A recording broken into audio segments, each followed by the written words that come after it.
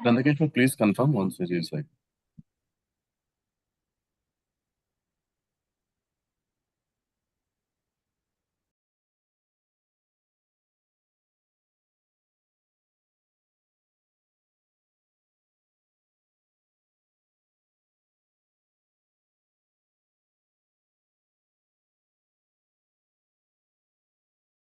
Thank you.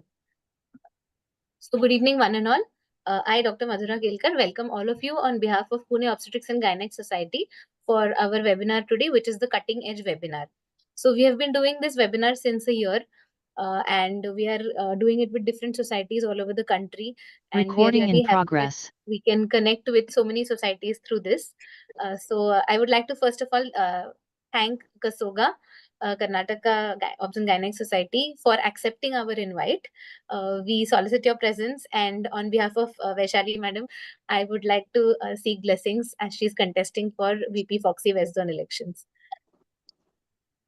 So I welcome once again, I welcome all of you, and we shall start this webinar. So before starting, we'd like to seek blessings of the Almighty by having a short prayer song.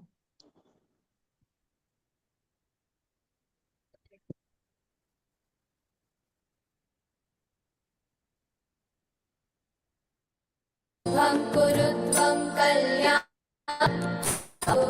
dhanasambadaha shubham kurutvam kalyanam arogyam dhanasambadaha shatru buddhi vinashaya dipajyotirnamostute dipajyotirnamostute shubham kurutvam kalyanam arogyam dhanasambadaha shubham kurutvam kalyanam arogyam dhanasambadaha.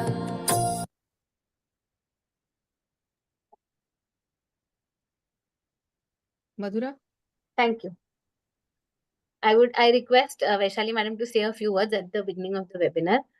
Thank you, Madhura. And I think let's ask our President, Pune Gynec Society, Dr. Aarti Nittkar. Madam, we would like you to say a few words so that we can start the webinar.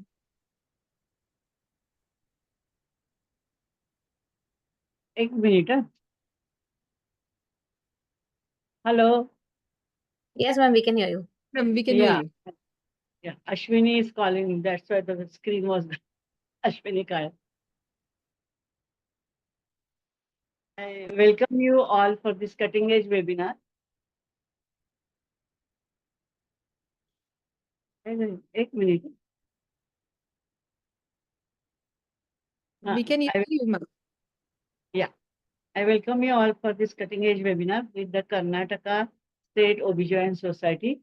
As Madhura said that we have started it from 1 year back, and we try to reach the different societies in all over the India to get their exchange of the knowledge and friendship and everything, to get nearer to the other members of the society of the different places. And I think it is very much successful that what we are trying to do. Now, today's the guest of honor is the Dr. Durga Das from the Karnataka Society. He is the president-elect, and sitting president, Dr. Bharti Rajshekhar. These two are the guest of honor. And the first session, Dr. Vaishali is going to tell us the tips and tricks in the laparoscopic surgery. And for her president is the Rupa Pare, president from the Mysore OBGYN Society, and Dr. Manjula Patil from the BGS Medical College. And second session is the hormonal contraceptives and beyond. This we will know the so many things what the hormonal contraceptives and the hormones used for the more than the contraception. And for this, the speaker is the Dr. Shubha Gudi. She is the past chairman of the MTB committee of the FOXY, and chairpersons are the Suman Gudi, past president of the UOGS, and Dr. B.S. Girija, president of the HSOG Society. And third session will be on the iron deficiency anemia, and speaker is the Rajeshri Palladi, secretary of the KOGs, and chairpersons are the Asha Narvi, and she is the HOD of the Dharwad Medical College. And Dr. Milind Dugad is our own past Vice President from the POGS. Welcome you all for this webinar. I think Milind not joined. Kya? He will join. Milind He will is join. Thank you, madam. He's joining. So, Madhura, Yes, ma'am.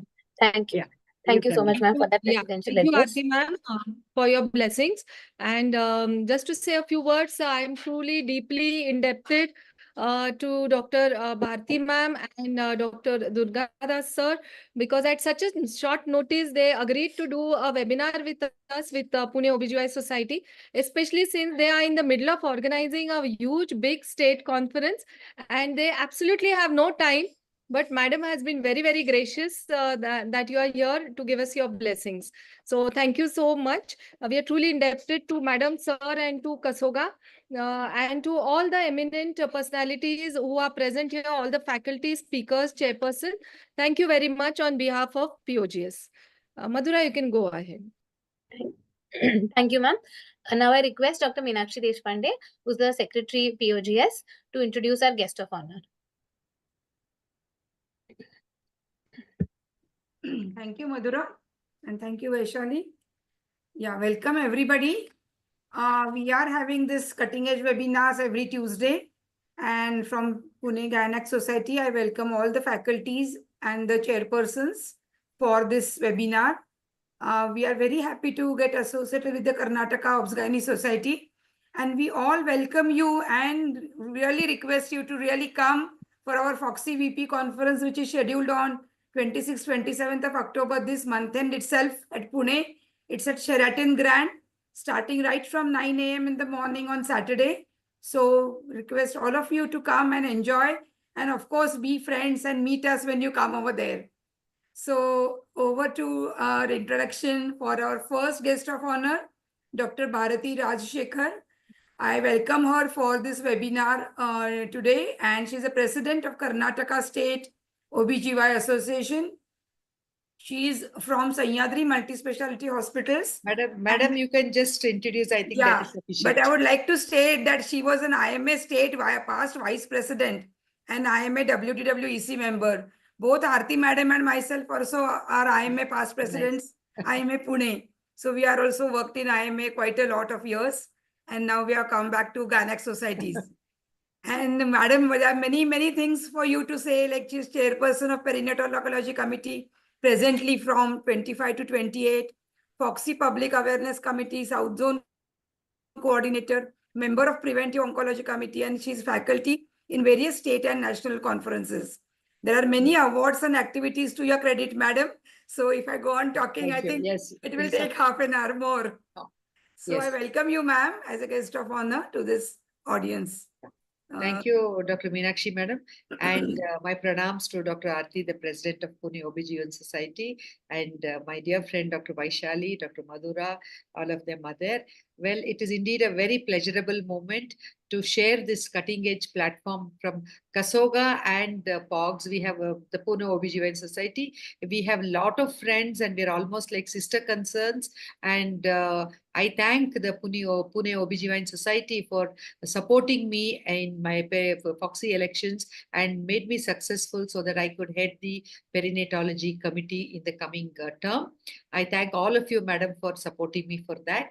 And I would like to wish Dr. Vaishali, who has already headed the perinatology committee before me. I have taken her as my advisor because she's got a lot of good ideas. She's a very enthusiastic and innovative person. And that's why she has coined the word cutting edge because we have to be a little over the average to have that cutting edge touch in us. And Dr. Vaishali definitely has that in her. And I wish her all the success in the forthcoming elections. We will definitely be with you.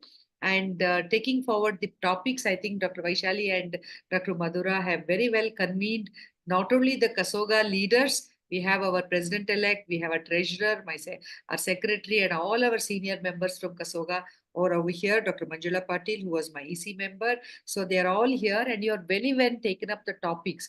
Like minimal invasive surgery is something that we all gynecologists need to know. And some of us get intimidated because we may make small mistakes. So these tips and tricks that Dr. Vaishali is going to give us here, I'm sure will definitely make us tackle the difficult cases. And then coming to the management of anemia. We all know that in spite of all the leaps and bounds that we have made, iron deficiency is still staring at our face at a high incidence of more than 60 to 70%, especially in the rural areas. And not less to say, even in the urban areas, girls and women from the higher society, from the upper middle class society, we are seeing them coming with hemoglobin of 9 to 9.5, which is not at all adequate. So tackling this subject is to be very, very important. And this is something that we have taken up in Kasoga, that we have to promote wellness and prevent illness in these women. Because I think if we tackle anemia, many disorders like infections, intrauterine growth retardation, or repeated pregnancy losses, many issues in women can be almost tided over along if their anemia is being corrected. And the other one is contraception, a very much needed topic, because we should not forget that this forms a very important branch of our subjects, and we have to talk to contraception at any stage of life.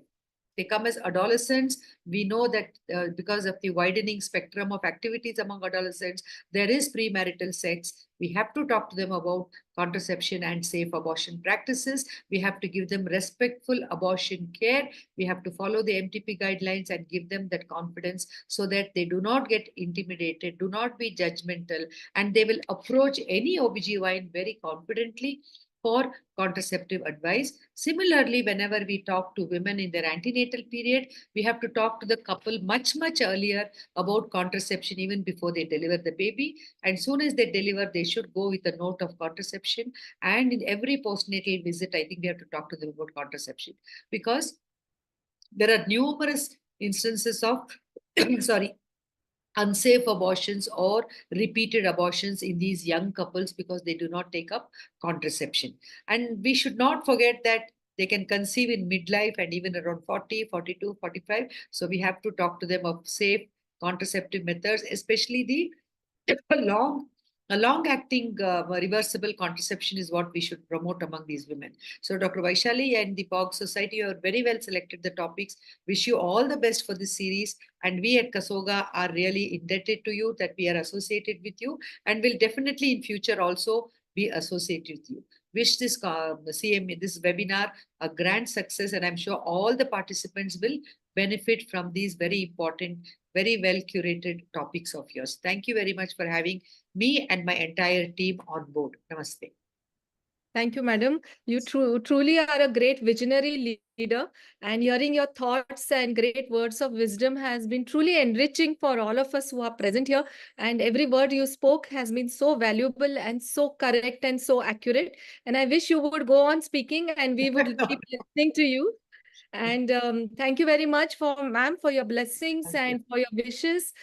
And we are truly indebted to you. In spite of a very busy schedule, you have honored us by your presence here today. Thank you very much. Always for you, because Pune OBGYN Society from the time of Dr. Sanjay Gupte is very close to my heart. Thank you. Yeah.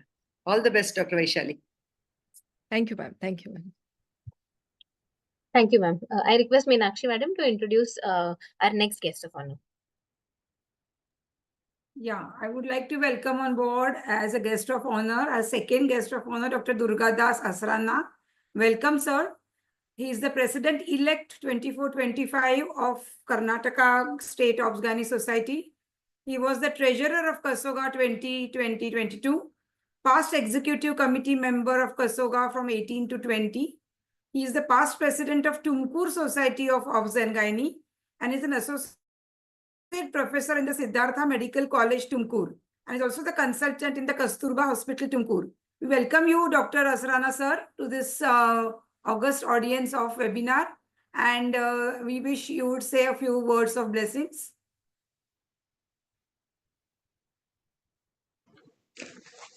Good evening, everybody. Respected Aarti madam, Meenakshi Deshpande madam, Vaishali Chavan, Madhura, and all my Kasogians. At the outset, I thank Pune OB-GYN Society for making Kasoga as a part of this program. On a personal note, I am telling you, I have a very special respect for Pune OB-GYN Society. You are not only clinicians, you are really academicians. You are always for the knowledge. And we always have a high regards on you. With the same note, I say, Vaishali, we are always supporting Pune people because of your perseverance in your work and the knowledge, knowledge dissipation, what you are doing, which we have seen all these years. From the days of Dr. Sanjay Gupta sir, have been seeing everybody is following that footprints. So there is no doubt you are going to make some difference in Foxy if you get elected, and Kasoga is going to be with you always, especially Pune. I don't want to waste any time. All my Kosovians are here. I thank the whole POG society for giving me this opportunity. Thank you. Thank you, sir, for your kind words and your wishes and your blessings. And truly, the topmost leaders and the galaxy of leaders of Kasoga are here today with POGS, Pune OB-GYN Society, and our society is truly indebted and honored and humbled to welcome you for this webinar. So thank you for your kind words and for your encouragement. And thank you for being with us here today, Bharti ma'am and Durgadas sir, and for blessing the webinar today. Thank you very much. Thank you, ma'am. So, with the blessings of our guests of honors, let us begin the webinar. We shall begin the first session, for which I would like to welcome our esteemed chairpersons, Dr. Rupa Madam and Dr. Manjula Patil Madam.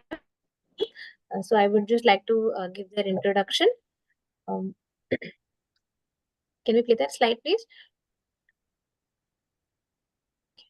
Dr. Rupa Prakash. She has won 3 gold medals in her MBBS. That is the highlight of her CV. She's been an assistant professor at KMC Manipal. She was former professor, unit head of OBG JSS Medical College, Mysore. She has a teaching experience of over 20 years. She's a UG PG teacher. She's been a senior consultant at Kamakshi Hospital and Apollo BGS Hospital, Mysore. With 30 years of experience. She was the former secretary of MOGS Mysore. She was the organizing secretary of the in 2000.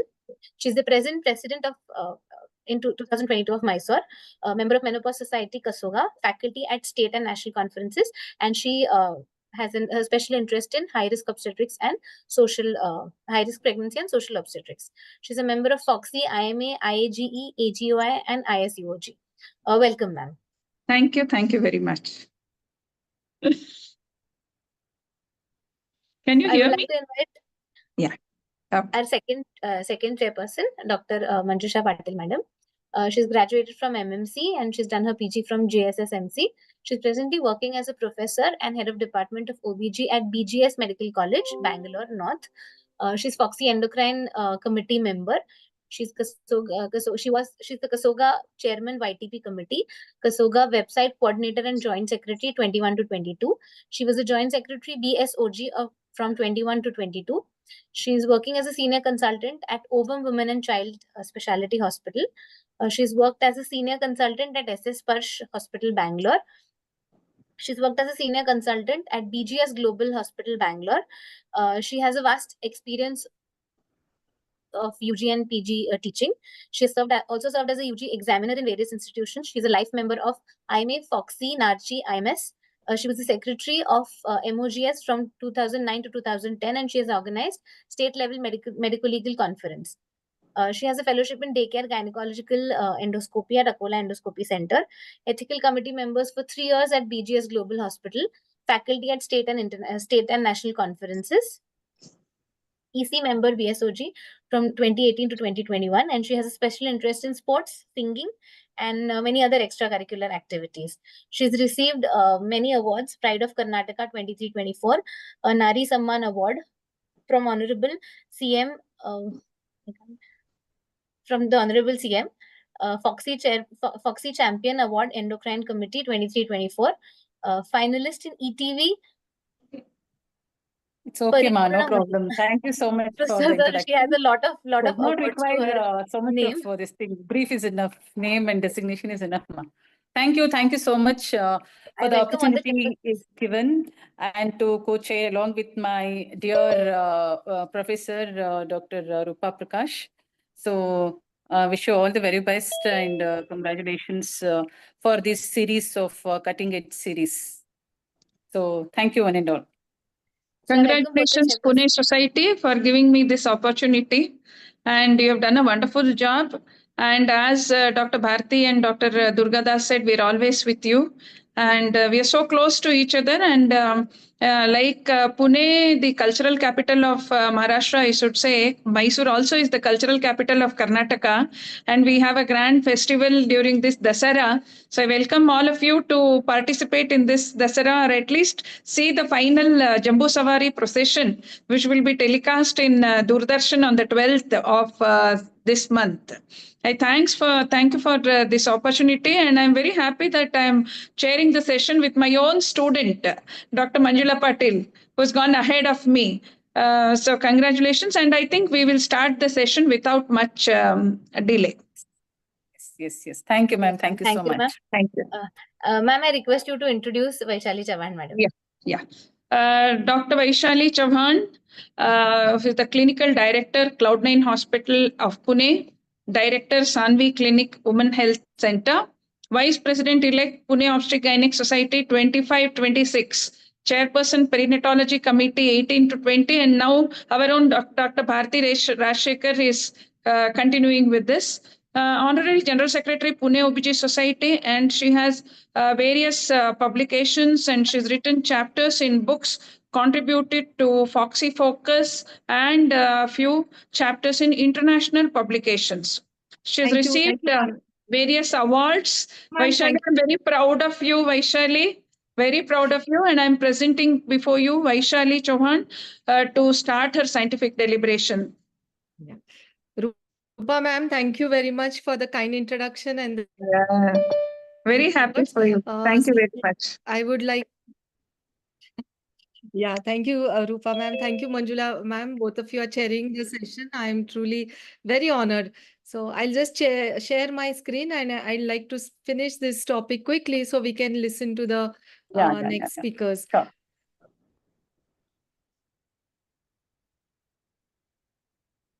So my topic today is how to avoid complications in laparoscopy and basic tips and tricks in management of laparoscopic surgery. And this is for all, not only for advanced laparoscopic surgeons, but this applies for everyone. And so first of all, it's important to remember all the delegates and the young gynecologists who have logged in that all complications that are created are totally the fault of the surgeon.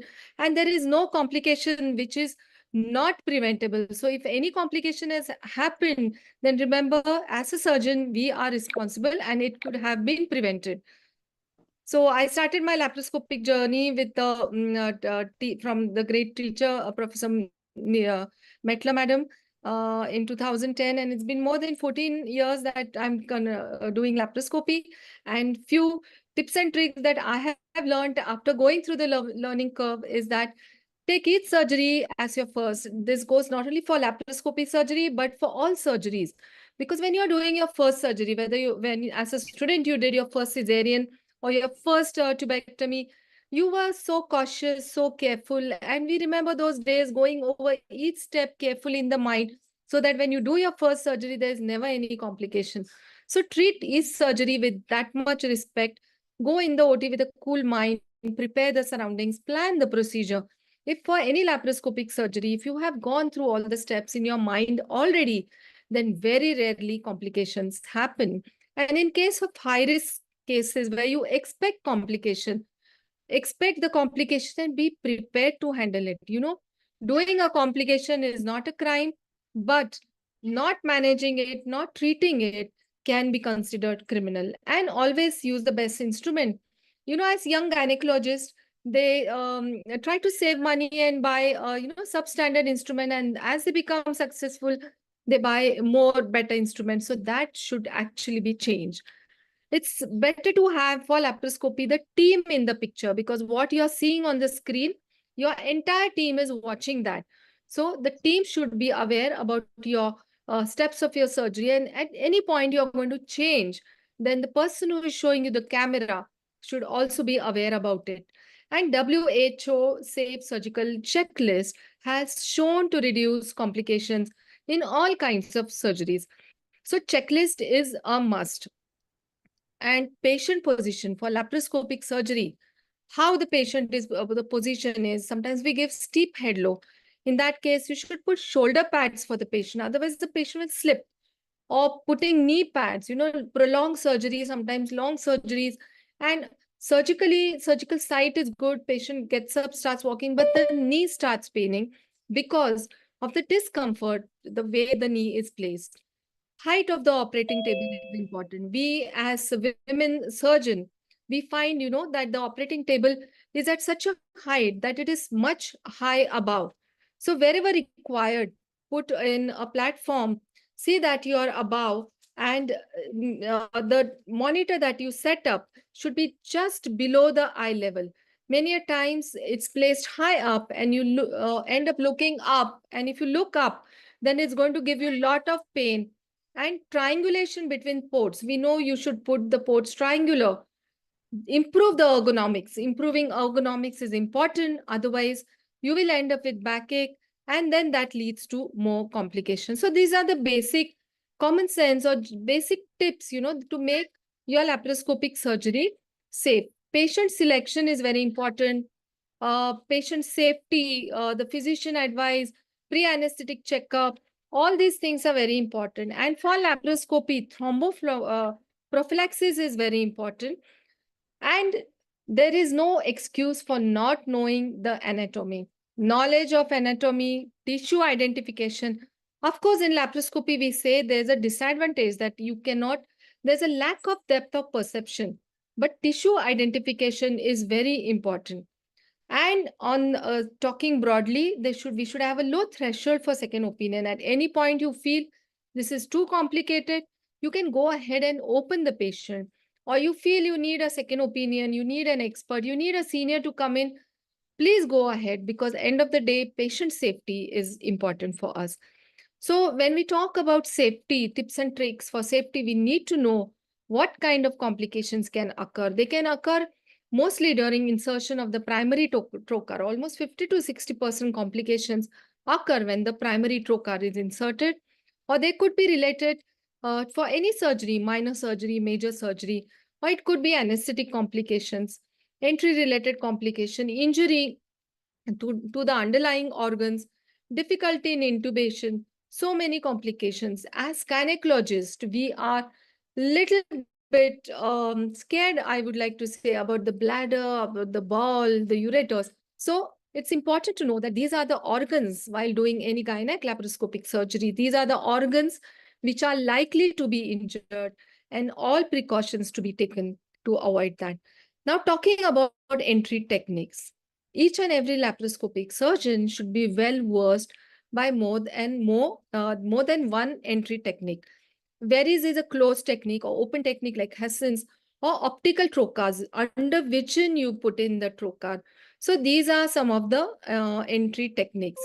And here you can see in this video, the injury can happen even while inserting a Veris needle. Now, these are the videos. All of them are not mine. These I have compiled complications from my colleagues and from here and there. So you can see the Veris needle has gone into the ball. Now, this kind of injury, it is actually very difficult to diagnose this injury. So injury by just inserting the Veris needle can also lead to ball injury. So simple steps, how to prevent this injury. What are the tips and tricks to prevent Veris injury by Veris needle? Is check the Veris needle, check the spring mechanism. Position, the patient should not already be in head low, patient should be flat on the table. It's only after all ports are put in that you give a steep head low. Adequate skin incision is important when you put in the Veris, and lift the abdomen. When you lift the abdomen, the ball doesn't fall away. when you lift the abdomen, it is so that it is away from the underlying vessels. And then the angle, usually at a normal BMI patient, you have to put in an angle of 45 degrees. But for a thin patient, you can put in a more lower, or for an obese patient, you can go more vertical. So these are some of the tips and tricks. And safety checkup, like checks like aspiration test or hanging drop test or manometer test are also essential. When you put in a varies and you think there's going to be an injury, never wiggle side to side, because if there's a hole or an injury, it's going to increase. So don't wiggle side to side. So what are the modification when there's a scarred abdomen, the patient with previous 2 cesarean or patient with a previous laparotomy? What is that one point when you enter, there is not going to be any kind of injury, and that point is Palmer's point. Irrespective of how scarred the abdomen is, there are no adhesions at Palmer's point. So I would suggest in high-risk cases, you should go in with Palmer's point. Now, this is another injury where primary trocar is inserted and it has gone in directly into the bowel. You can see this. So how to prevent this? First of all, adequate intra-abdominal pressure is very important. And when you insert the trocar, you should be in control of the trocar. So, too much of force, more force is not really recommended. It should be less force and more of rotation. And in this video, you can see the way and the primary trocar is in. It's difficult to see that you have made this kind of injury unless you have put a camera from the other port. So only way to diagnose this kind of injury with primary trocar is you rotate it 360 degree, because the only organ that is attached to the anterior abdominal wall is the falciparum ligament. So when you are rotating and you find an obstruction, it means yes, you are inside the bowel or you have created major injury. So serious injury which are entry related are more than 50 to 60%. Now this is the safe method, safe entry, and this is the technique which I use. This is the Hassen's technique, and this is one of the safest techniques because this is usually used by laparoscopic surgeons for high-risk cases. And since you are more careful in high-risk cases, that is why they have shown that the risk of injury or at entry is less when you use open technique or Hassen's technique. So incision is taken through all layers of abdomen. Under vision, peritoneum is opened, and then the primary trocar is inserted and camera is put. So you can see this is a safe entry. This is the Hassen's entry. And under visualization through each layer, it is put in. There's another technique that is optical entry, and that is by optical trocar, where you can actually visualize all the layers of the abdominal wall as you put in the trocar gently inside. And here is the optical trocar, and you can actually visualize while you're going. So does this mean it reduces the risk of complications? No, it does not reduce the risk, but complication can be diagnosed immediately because you are under vision, you are entering the abdominal cavity. So the diagnosis rate is increased, and then which can be immediately managed in case there is a complication. So visual entry is supposed to be one of the safest entries because it helps in diagnosing the complication. Now there is another thing when you put in a secondary trocar and you put in through so much force that it goes and hits the opposite wall, or it may go and hit the ball, or it may go and hit the vessels, and that is what has happened here.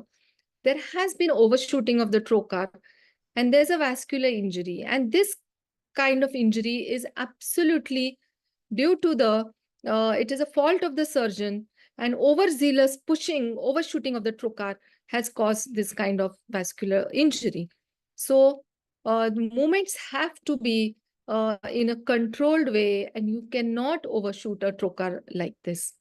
So to avoid complication during entry, better to use Palmer's point, open laparoscopy, or entry by direct entry or under vision, visual entry is what is recommended.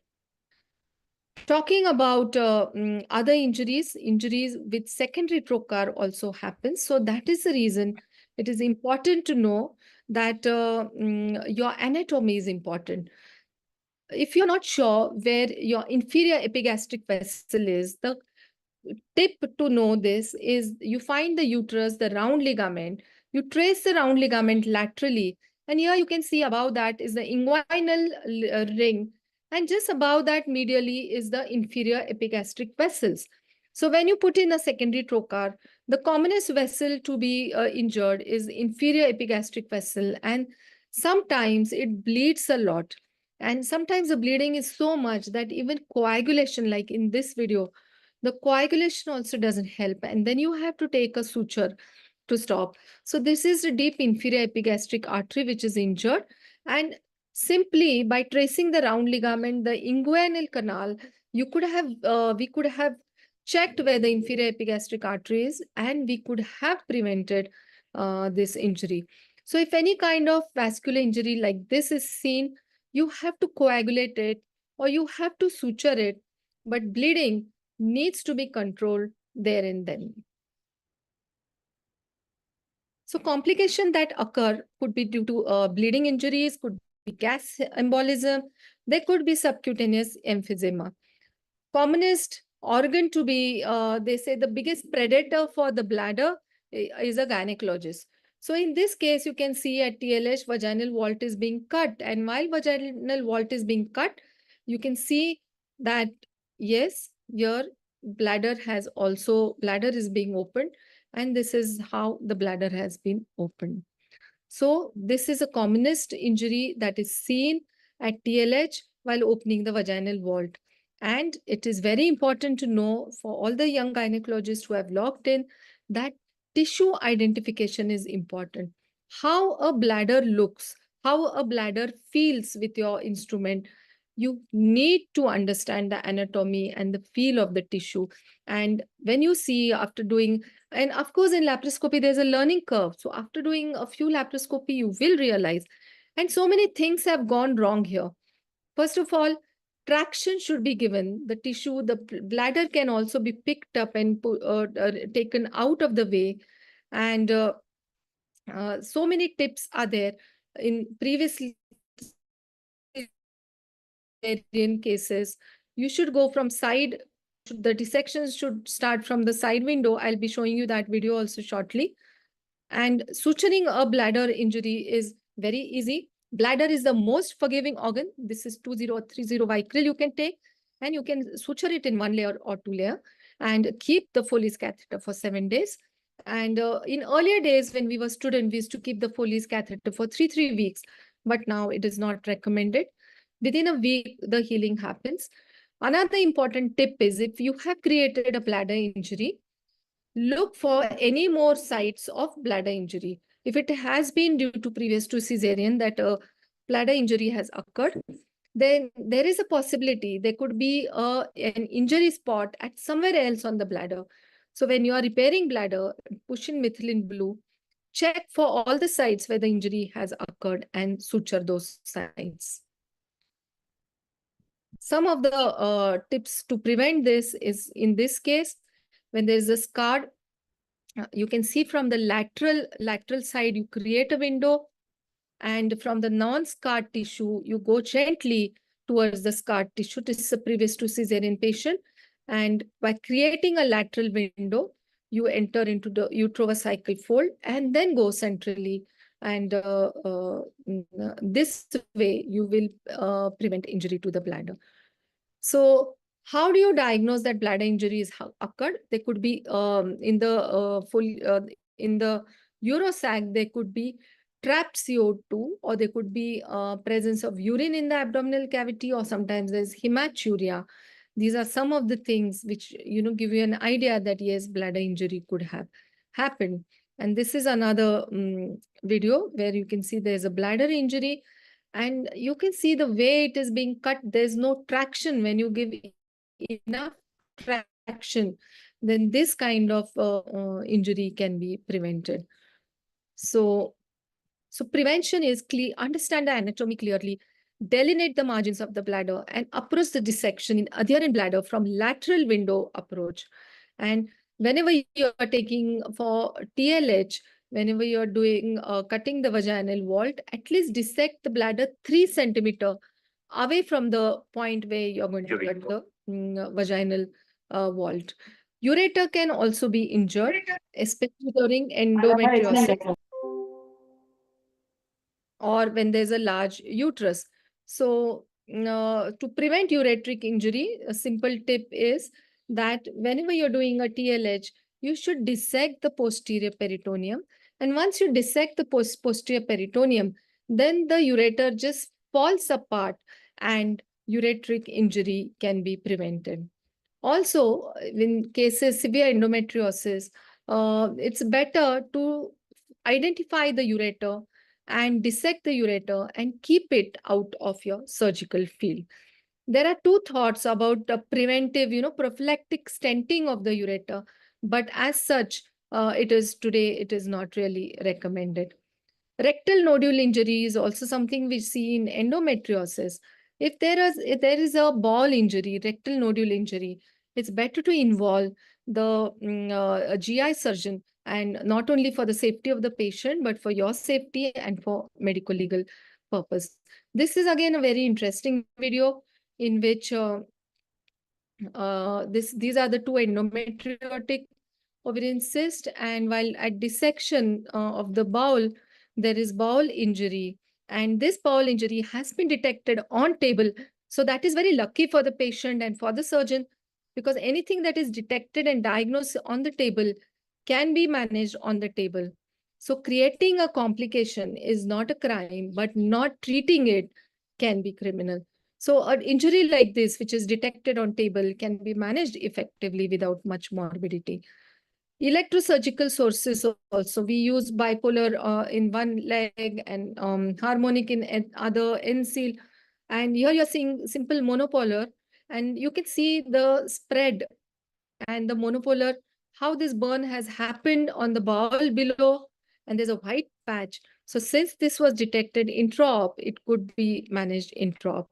So using electrosurgical energy sources carefully is very, very important.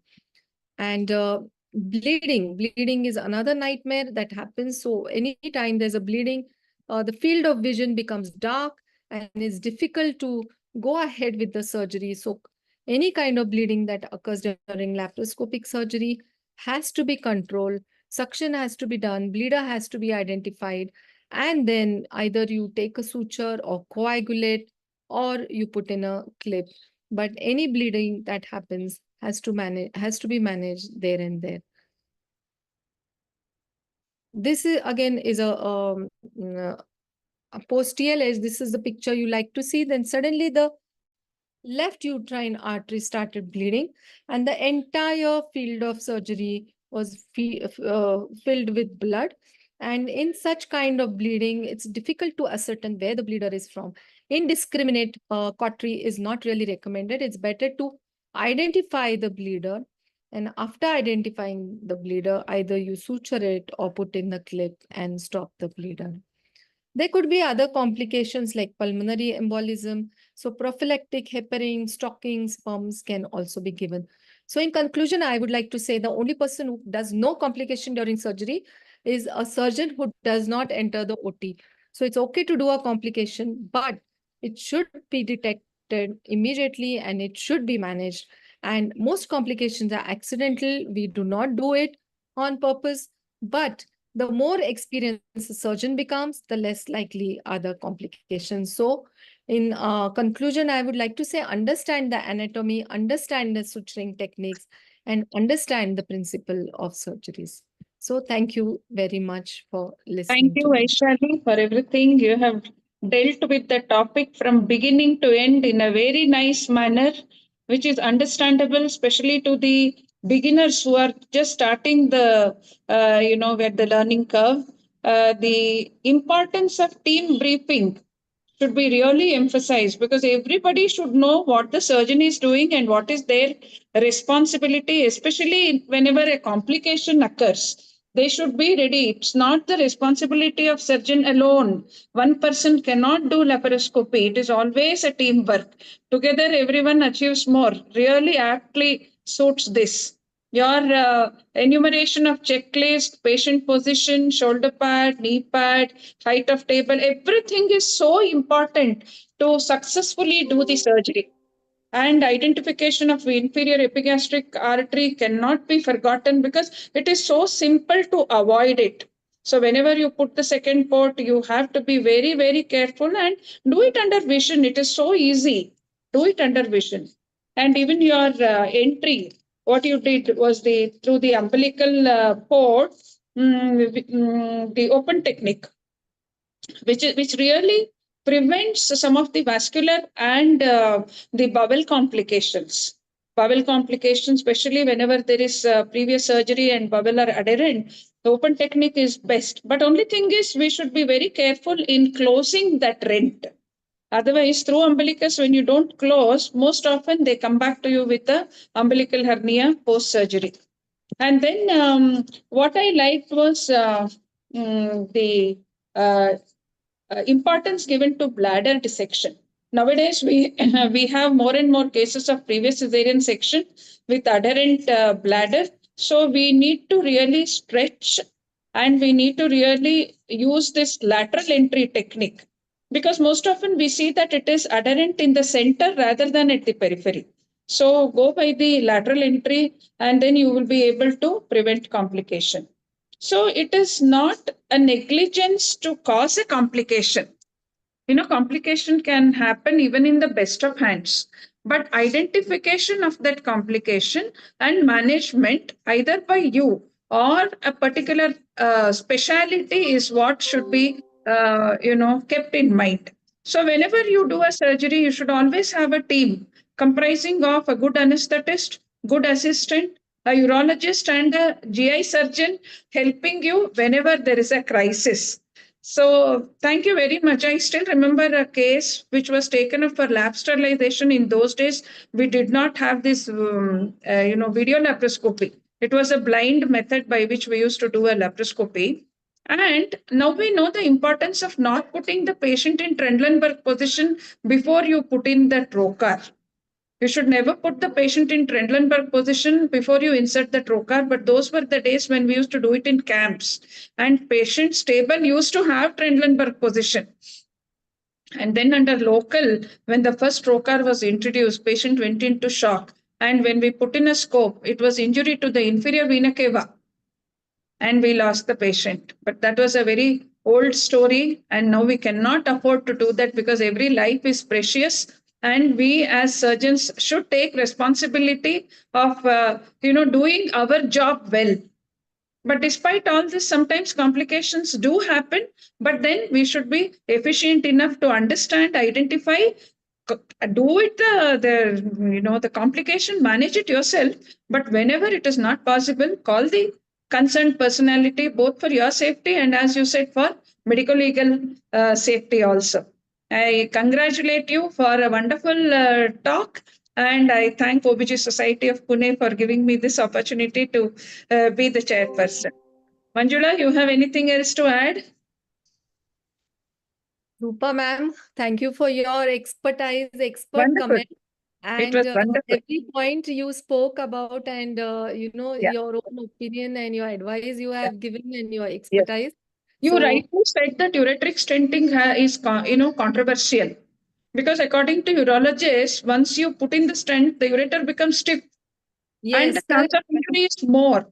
But then in cases of endometriosis where you really are expecting a problem, now we can use the self-illuminated ureteric stent. Right. It keeps showing, and then at the same time doesn't cause ureter stiffening so much as a routine stent. So that is another point which we can really think of. Usual TLH, I think safely anybody can do.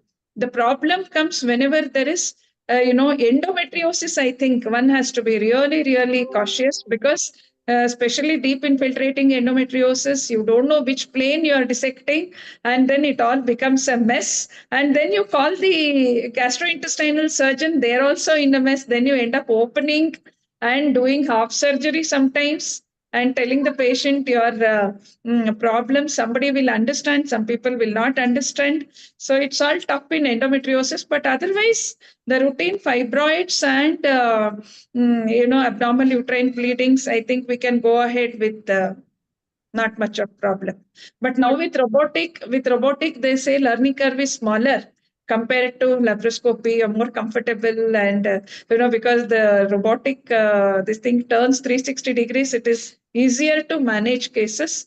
But anyway, more and more details have to come in for that. Thank you very much, Vaishali. Ma'am, you have summarized the entire laparoscopy in such few words and very nicely summarized everything. And you're right, it is a standardization. We do Yes. routine TLH, myomectomy, it is a standard procedure. Anything away from standard, different, that is where we encounter Yes, complications. You're so yes, right. yes. Manjula, Congratulations, Dr. Vaishali. Thank And I thank both the speaker and my chairperson, Rupa ma'am, who has not left anything for me to comment. Everything was dealt in detail, including the talk and the comments. So my job is made it so easy. But anyhow, the laparoscopy and endoscopy is a very long learning curve. It takes years to get expertise, to get that confidence. So you have given a very beautiful and valuable tips and tricks. So congratulations to you. And I thank Pune OBGYN Society for giving me this opportunity to co-chair this session along with my dearest ma'am, Dr. Rupa. So congratulations to you once again. I Thank did most of the thing because I didn't want to put my student in trouble. This is a very good So nice journey, of you. professor and student. We are really, really honored to have both Yeah, of you here very nice. sharing Very my talk, especially. A Ma'am, you teacher have is done most the body. happy when the student overtakes him, Yes, right. Really. Thank you so Ma'am, much. I don't think so. You're always there, our inspiration, and you're always Thank there. you, We thank look up to you for your knowledge, even till today, for your volume of knowledge and your enthusiasm to learn, to make the students learn your so much power of energy. Yes, Thank you. thank So you. Vaishali, it was wonderful. Thank you, In ma'am. one Thank you. Thank sentence. you. Your Very comments were better, ma'am. Thank you. Your summarization was good. Thank you. Thank you. Thank you. And thank you, Team Kasoga, to be there with us in this session. Is Thank Dr. Durga Das there? ಅವರೆಲ್ಲರೂ ಇದಾರಲ್ವಾ? If Dr. Durga Das there, he can He's there, ma'am. he can pass some expert comments on this session. ಅವ್ರದ್ದೆರಡು mute ಆಗಿದೆ ma'am. Mute agit, yeah. ಎರಡು mute ಆಗಿದೆ. Maybe they will give in the end ಅನ್ಸುತ್ತೆ. Yeah. Experts comment in the end. Okay. Okay, Thank you. Thank Dr. you so Vaishali, you much. can continue with your session. Thank you so much for the opportunity. Thank you. Thank you so Thank you, much. Manjula ma'am and Rupa madam. Thank you for chairing this session. We had a great discussion. So with this, we move on to our next session. I would like to invite our esteemed chairpersons for the next session, Dr. Girija madam and Dr. Suman madam. So Dr. Girija ma'am, she's the president. Hello. Yes. Hello. Dr. Shobha Gudi here. See, Yes, ma'am. I was held with an emergency. I'm just now returning. I'm still en route. So can I request Dr. Rajeshri to give her talk and I will speak after her, if there is still time. Okay, ma'am. It Fine. looks We'll like the take the- time is running out quite badly. So you just take Dr. Rajeshri's talk. After that, we'll see if there is time. No, we I'm will. taking we'll home in take- another 5 minutes, 10 minutes. So let Rajeshri speak before me. Okay. Thank you Okay. so much. Thank you. Rajeshri madam, is that okay with you? Good evening, everybody. I think, yeah, Dr. Shobha is stuck in our traffic. I would complete my talk, no problem. Okay, ma'am.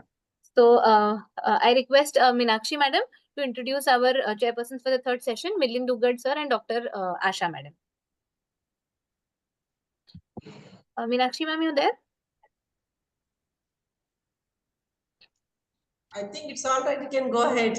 Madhura, you can Okay, introduce Asha, yes, ma'am. yes. So good afternoon, Asha ma'am. I think madam has just joined. So I take the opportunity to introduce Dr. Asha madam. She's HOD Obs Gynae Department of SDM CMH Dharwad. She's completed her UG and PG from MRMC Gulbarga. She's a postgraduate and undergraduate teacher. She was a past president of HDOGS. She has special interest in high-risk obstetrics, diabetes in pregnancy, metabolic syndrome, vaginal surgeries, myomas, and adolescent PCOS. Welcome, ma'am, and thank you for joining the session. Thank you, Madhura. Next, I would like to introduce our very own Dr. Milind Duggad, sir, who's from Pune itself. He's been the Vice President of POGS 22 to 23.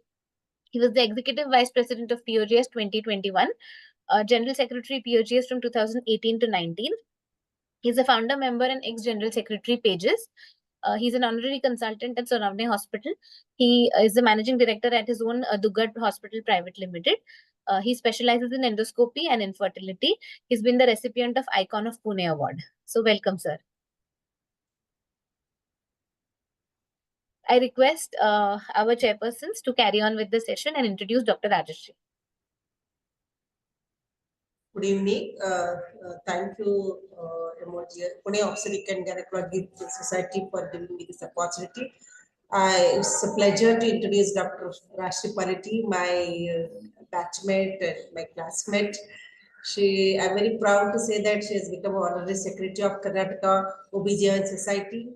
She is the Dean of Research, KBN University. She is a member of IQAQ. She is a member of Academic Council, KBN University. Of course, Professor of KBN. Then she is an undergraduate and postgraduate examiner. She has presented various papers in various forums. She is also Director of Aditya, a wonderful and very beautiful and clean multi-speciality hospital. I don't know how she carries out so many things on her shoulder. So she's a gold medalist in OBG, and she was organizing secretary of 25th Kasoga, which was one of the best conference which I ever attended. She was also a past president of Gulbarga OBGYN Society, and she's my very good friend and very down-to-earth person. Without much ado, I request Rajeshri to go ahead and deliver her talk. Pranams. Good evening, everybody.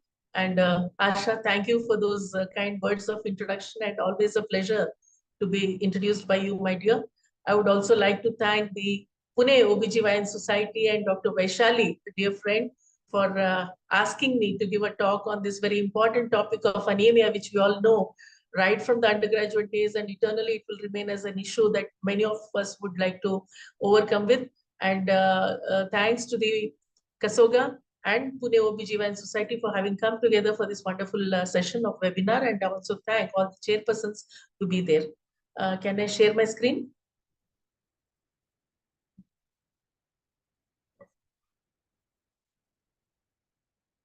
Yes.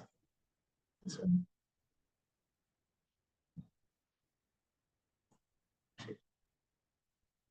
Full screen. No, yes. Full screen. Full screen. Okay.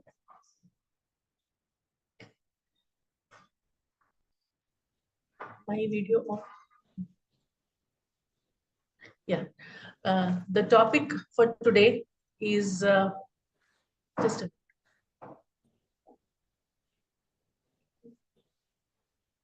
comprehensive management of iron deficiency anemia, a gynecologist perspective, guidelines and insight.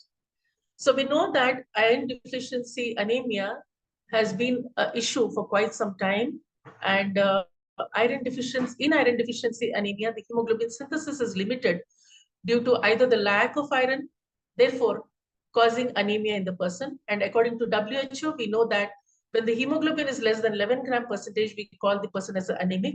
And the most important cause is iron deficiency for anemia during pregnancy. It is a serious issue around the world, and all parts of the planet are affected, which is more so in the developing nations to the tune of 56%, and also 14 to 15% in developed countries as well. But iron deficiency anemia was estimated to cause 22% of the maternal deaths. That means about 1/4 of the maternal deaths are directly related to the iron deficiency anemia. And over 1/3 of all the pregnant women in the world are anemic. So what is the concern about iron deficiency anemia during pregnancy? So far as India is concerned, it is shown that 326,000 of the estimated maternal deaths are due to iron deficiency anemia, and about whatever the number, 1.2 CR associated disability adjusted life years due to iron deficiency anemia. Now, what are the determinants of anemia in women in the reproductive age? We know that women of the reproductive age are anemic either due to the decreased erythrocyte production or increased erythrocyte loss. Decreased erythrocyte production as seen in the genetic hemoglobin disorders, or blood loss or hemorrhage, which could be acute or chronic blood loss, and the increased erythrocyte loss could be due to either a poor nutritional intake or absorption and exposure or response to the infectious disease. So the maternal characteristics or the features which could be the proximal causes of iron deficiency anemia is either the age, that is the teenage pregnancy or very elderly, the height and weight, that is the body mass index, the health history and status like excessive bleeding or infection burden of the woman, early onset of childbearing when the girl has not completed her growth herself, high parity or short birth spacing, that is not following the spacing interval of 2 to 3 years wherein the body doesn't regenerate herself, and pregnancy and lactation status. So the access to the diverse food source may be limited. There couldn't be enough food, or there could be less of fortified food which is being served to the woman. The health service utilization, like access to the antenatal care, is less. Access to the emergency obstetric and newborn care could be low. Access to the family planning and contraceptive advices could be less. And access to micronutrient supplementation and nutritional counseling and access to malaria prophylaxis and deworming, which continue to remain as a massive health impact on the woman and thereby causing iron deficiency anemia. The educational status and the household wealth and the urban-rural residents can also have the indirect influence, wherein the women choose to have the food last and whatever is left in the household, and healthy household environment is lacking, that is the access to clean water and sanitation is lacking, thereby causing the hookworm infestations and things, so on. Ecological factors like the political economy, the climate, the environment, the health policies of the nation, and the cultural norms, behavior, and gender equality empowerment are the distal causes which are responsible for iron deficiency anemia. Now, what happens in the pathophysiology of iron deficiency anemia in pregnancy? One is there is a dilutional effect of the blood because this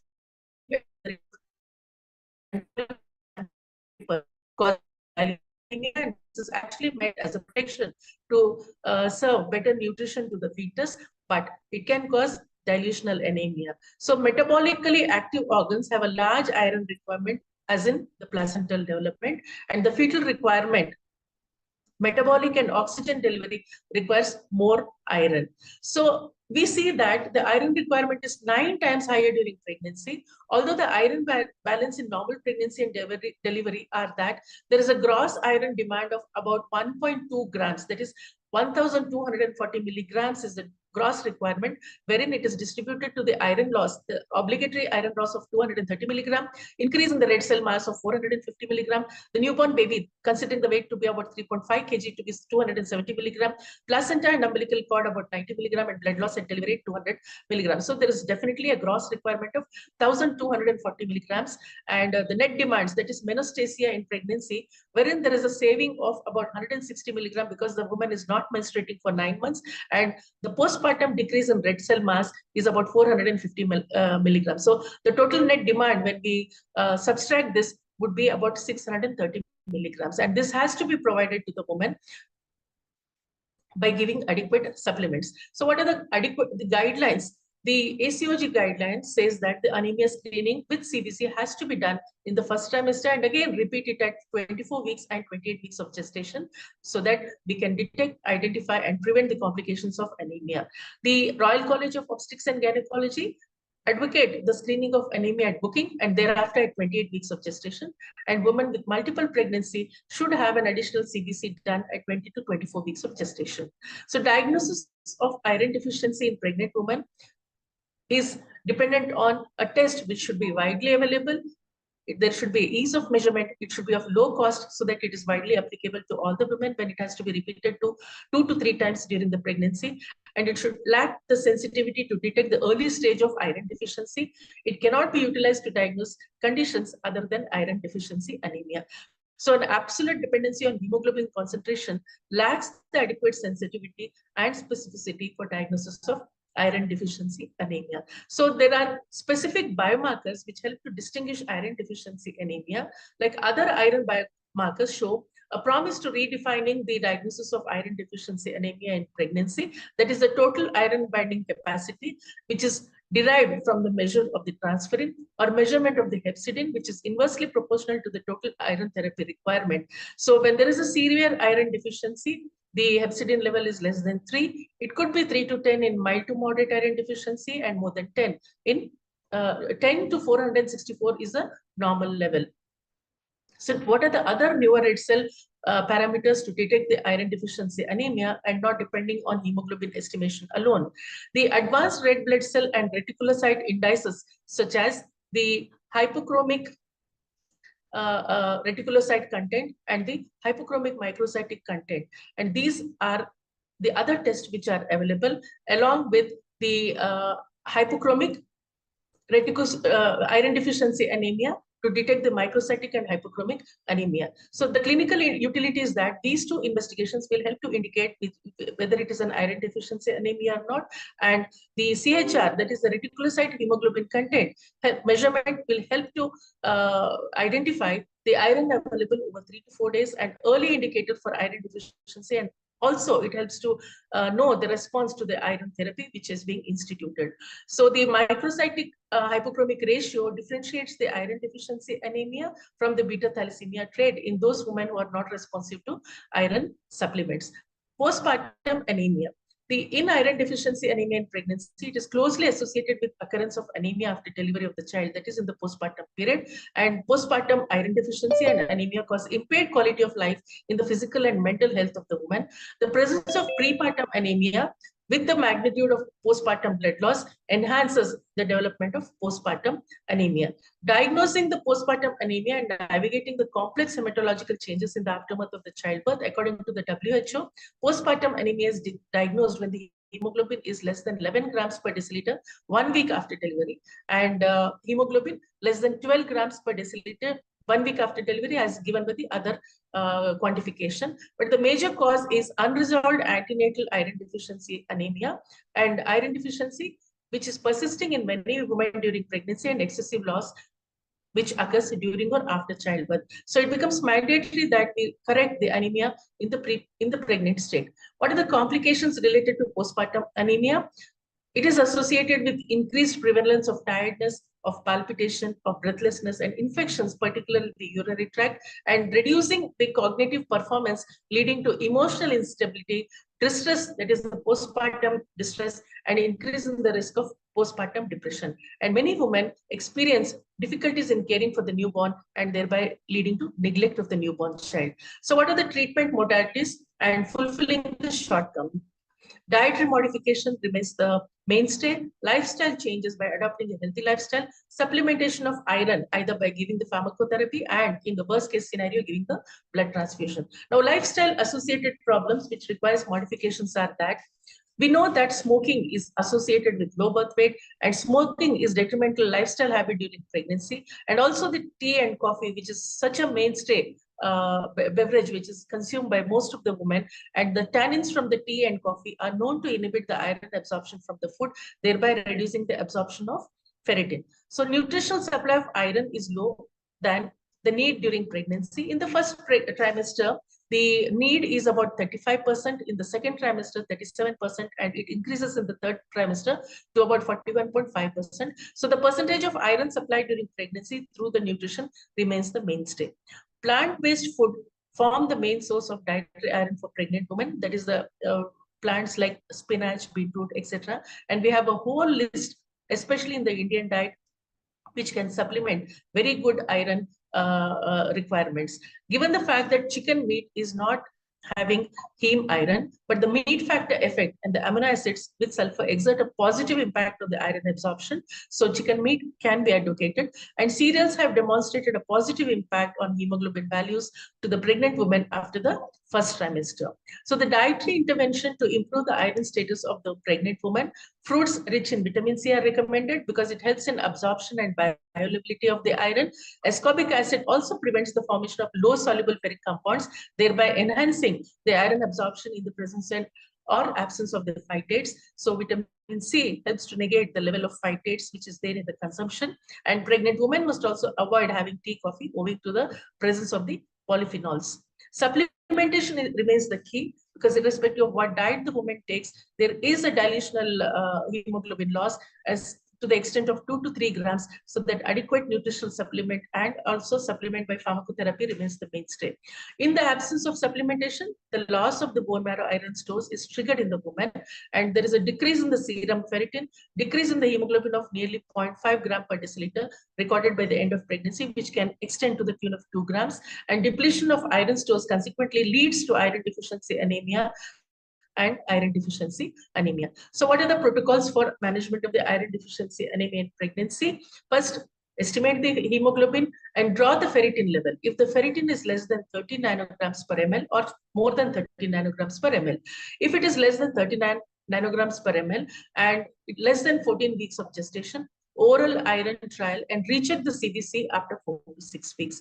And after the 14 weeks, if the hemoglobin is 9 to 11 gram per deciliter, again, oral iron trial and recheck the CBC in 4 to 6 weeks, and recommend the IV infusion of iron if persistent anemia is there, in spite of giving the oral iron therapy. And hemoglobin less than 9 gram per deciliter or high risk factors, then recommend straight away IV infusions. When the gestation is about 28 weeks of gestation, then recommend straight away the IV intravenous iron to replete the iron deficit, and usually about 1000 milligrams can be given for moderate to severe anemia. When the ferritin level is more than 30 nanograms per ml, then the mean corpuscular volume MCV is done. If it is less than 80, then recommend the hemoglobin electrophoresis and testing of the alpha thalassemia.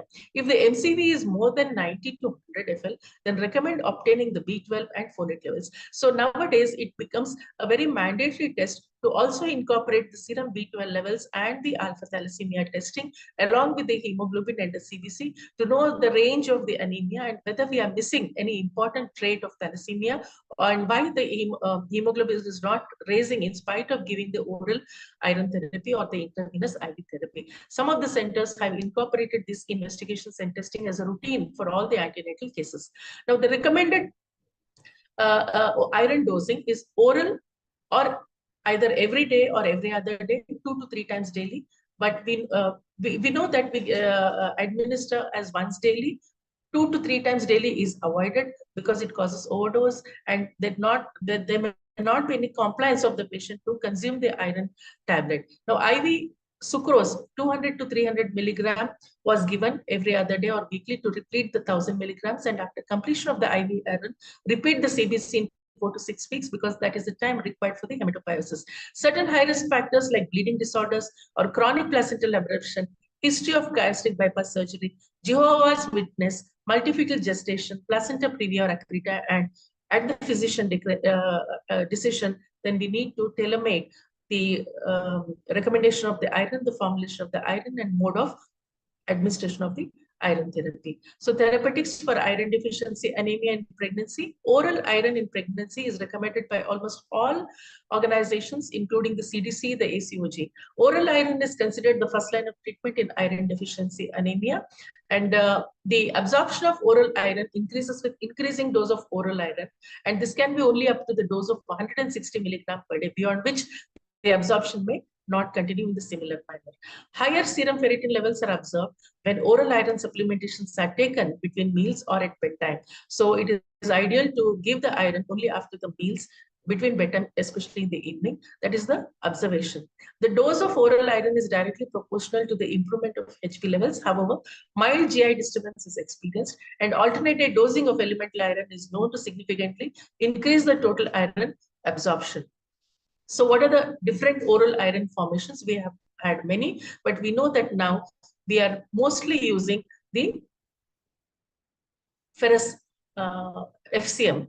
So the compositions were ferrous iron salts, polysaccharide iron complex, the heme iron, the carbonyl iron, the iron protein succinylate, the iron amino acid chelates, etc. Ferrous sulfate, ferrous fumarate, ferrous gluconate, ferrous bisglycinate, and ferrous triglycinate were all available at various decades over the past 2-3 decades. We have seen that much formulations have come in and left out. So oral iron therapy, the drawbacks are that there could be severe GI events, insufficient length of therapy, lack of adherence to the therapy, long course of therapy that is throughout the pregnancy, and limited duodenal absorption due to the concomitant GI pathology. So what remains is that if it is severe, blood transfusion as an effective method for treating the iron deficiency anemia. It is effective in patients with severe iron deficiency when the hemoglobin is less than 7, because it can cause a rapid anemia correction when it is clinically necessary, especially when the woman is close to term and when the patient shows no response to the dietary or the pharmacotherapy of iron supplement. It should be considered only as a last resort in treating anemia, and incorrect transfusion, adverse impact on the patient's immune system, chances of serious infection and post-transfusion reactions have to be kept in mind. Apart from that, there could be the social issues that could be non-acceptance of blood transfusion. Patients believe and apprehensions that she's taking somebody else's blood, and many a times there could be scarcity of the suitable blood supplies available in a place. We know that the blood banks are easily available in towns, but there are many small taluka places where the blood facilities are not sufficiently available. So IV iron in pregnant women, administration of IV iron is restricted to the 2nd and 3rd trimester of pregnancy, but is remaining as a good choice or option when there is no improvement with oral treatment and development of side effects with oral iron therapy and severe iron deficiency anemia requiring rapid intervention. Intravenous iron sucrose, recent study findings show that there is a safety of IV sucrose being comparable to the standard oral iron therapy in pregnant women. Minor side effects were reported in individuals receiving oral iron than IV iron sucrose, and iron sucrose to be administered at lower dose through multiple visits. Intravenous low molecular weight iron dextran is a very good option available now, which has taken over the iron sucrose. And we know that the lower molecular weight iron dextran is a time-saving, cost-effective option for iron deficiency administration and given in a dose of 1000 milligrams safely. Several studies report the safety of low molecular weight iron dextran in pregnant women, and considering the pre and post-treatment data, it was demonstrated that post-treatment with the iron dextran, the hemoglobin concentration rose very significantly. There is an elevated level of transferrin saturation from 11.7% to 22%, and ferritin level increased from 14.5% to 126.3 nanogram per ml. So the first American prospective study of intravenous iron in oral iron intolerant, iron deficient gravidas was very, very promising, and now we know that very safely it is being used and recommended. Many of the government institutions also and the government centers also, including the PHCs, have now resorted to giving the iron dextran molecule. What are the newer intravenous iron formations? 3 new intravenous iron compounds have been released for clinical use with patients with iron deficiency anemia. Ferric carboxymaltose, which is very, very widely prevalent now, iron isomaltoside, and ferrimoxytol. So the FCM is the parental iron dextran-free product approved for the rapid high-dose iron replenishment. It consists of the ferric hydroxide core and carbohydrate shell, allowing the controlled iron delivery. Side effects actually are very few, but it is always mandatory that the patient needs an admission, and we now have very strict protocols for administration of the iron dextran, which has to be done in the hospital, wherein facilities for resuscitation are available, given over a period of fixed timing of 15 to 20 minutes and not extending beyond, and always keeping in hand the injections ready for treating the anaphylaxis, because sometimes, very rarely, very, very rarely, we have seen that deaths have occurred because of injudicious use of the molecule and without adequate facilities being available for resuscitation. So hypersensitivity reactions are common with all kind of intravenous formulation, which could be mild and transient, but severe reactions are generally in response to the carbohydrate shell, and most individuals will be able to tolerate a different formulation with a different carbohydrate molecule. So the molecules of the drugs available as given in the chart: low molecular weight iron dextran, the ferric gluconate, the iron sucrose, the newer ones like ferrimoxitol, iron isomaltoside, and ferric carboxymaltose. Guideline specified values for oral and IV iron initiation during pregnancy. The various countries have their own guidelines. In Switzerland, it is if the hemoglobin is less than 9, then definitely to start with. Germany also has 9, Asia Pacific 10, and the NATA, that is the Network for Advancement of Transfusion Alternatives, give it as 11. But we know that in India, when it is less than 10, then definitely we intensify our approach to the treatment of iron deficiency anemia. So also in the postpartum period, Switzerland says if it is less than 10, Germany less than 8, Asia Pacific like India less than 10.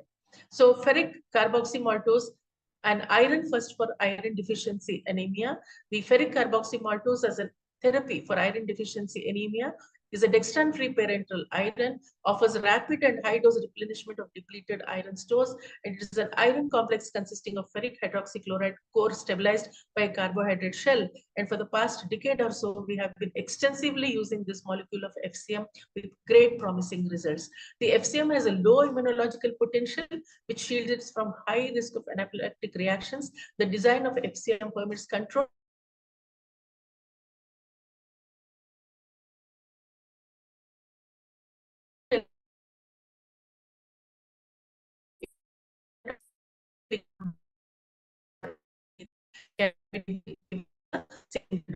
So 99% of RBC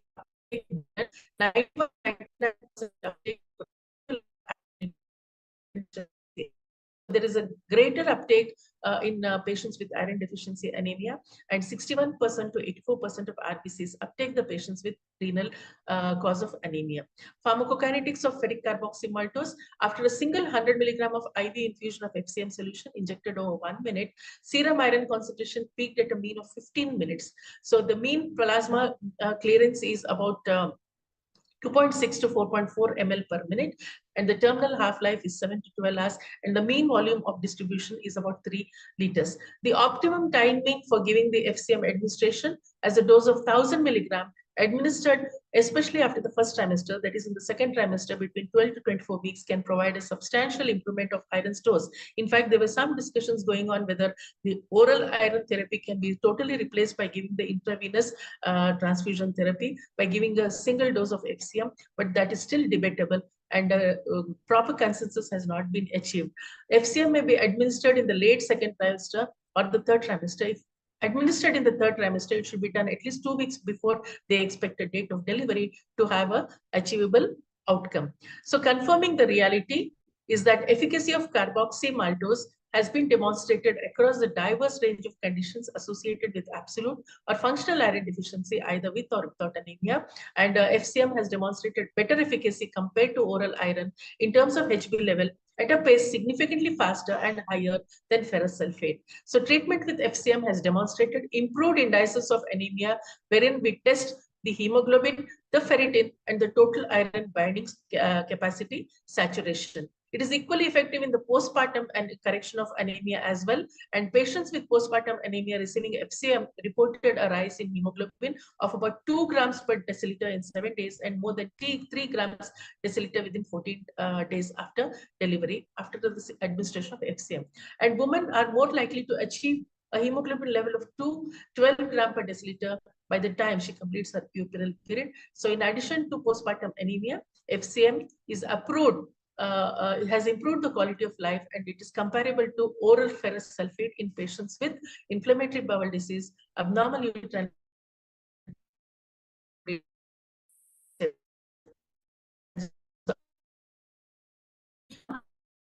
it's like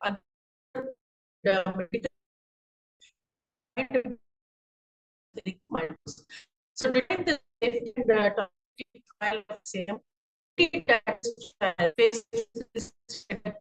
in about 6,000 compared to other IV iron conditions, the rate of low rate of dysgeusia and hypotension in comparison to other IV infusions. Very few adverse effects were noted, like dizziness and flushing, etc. There could be a decrease in the blood phosphorus level, injection site reaction, headache, hypertension, constipation, vomiting, diarrhea, hypotension, etc. But not to forget that it can also cause severe anaphylactic reaction and sometimes death if the proper adequate measures are not taken, and adequate measures to resuscitate the patient in terms of reviving the patient are not available. So definitely it becomes a mandatory thing to instruct the patient that even a gynecologist, she wants to take the injection at home, has to be warned that, look, if there are any complications, then even a gynecologist can't save herself. And we have seen such complications and reactions occurring with patients. So always stress upon the point that within 15 to 20 minutes, complete the transfusion and to be done in the hospital. This becomes a mandatory thing. So the PROMISE study was conducted with the data of 1,800 women of patients with iron deficiency anemia. It was a real world study. It assessed the efficacy and safety of the IV FCM in adolescent and adults with iron deficiency anemia. Subgroup analysis to assess the efficacy and safety of IV FCM in Indian pregnant women with iron deficiency anemia in 4 weeks in a real life scenario shows that there has been very good report. The only points which were excluded was that anemia other than iron deficiency, hemoglobin less than 4 grams, then definitely it will not be efficacious. We know that 4 to 6 grams of hemoglobin is a dicey place wherein we may have to resort to giving blood transfusion, especially in the third trimester. If there is a hypersensitivity to FCM experience or other IV iron products in malignant patients and iron overload conditions, then definitely these cases have to be not considered in the administration. The hematological parameters before and after FCM administration were evaluated. The evaluation was done in terms of hemoglobin, ferritin, RBC, hematocrit, MCV, MCH, MCHC, baseline at 4 weeks and mean improvement. It showed that there is a mean improvement of 2.8 grams, which is a very significant improvement when we are looking for overall control of anemia. So FCM in the management of IDA in pregnancy also showed various subgroups a moderate increase of 3.6 grams, and thereby again reaffirming that FCM has a very good role in managing anemia in pregnancy.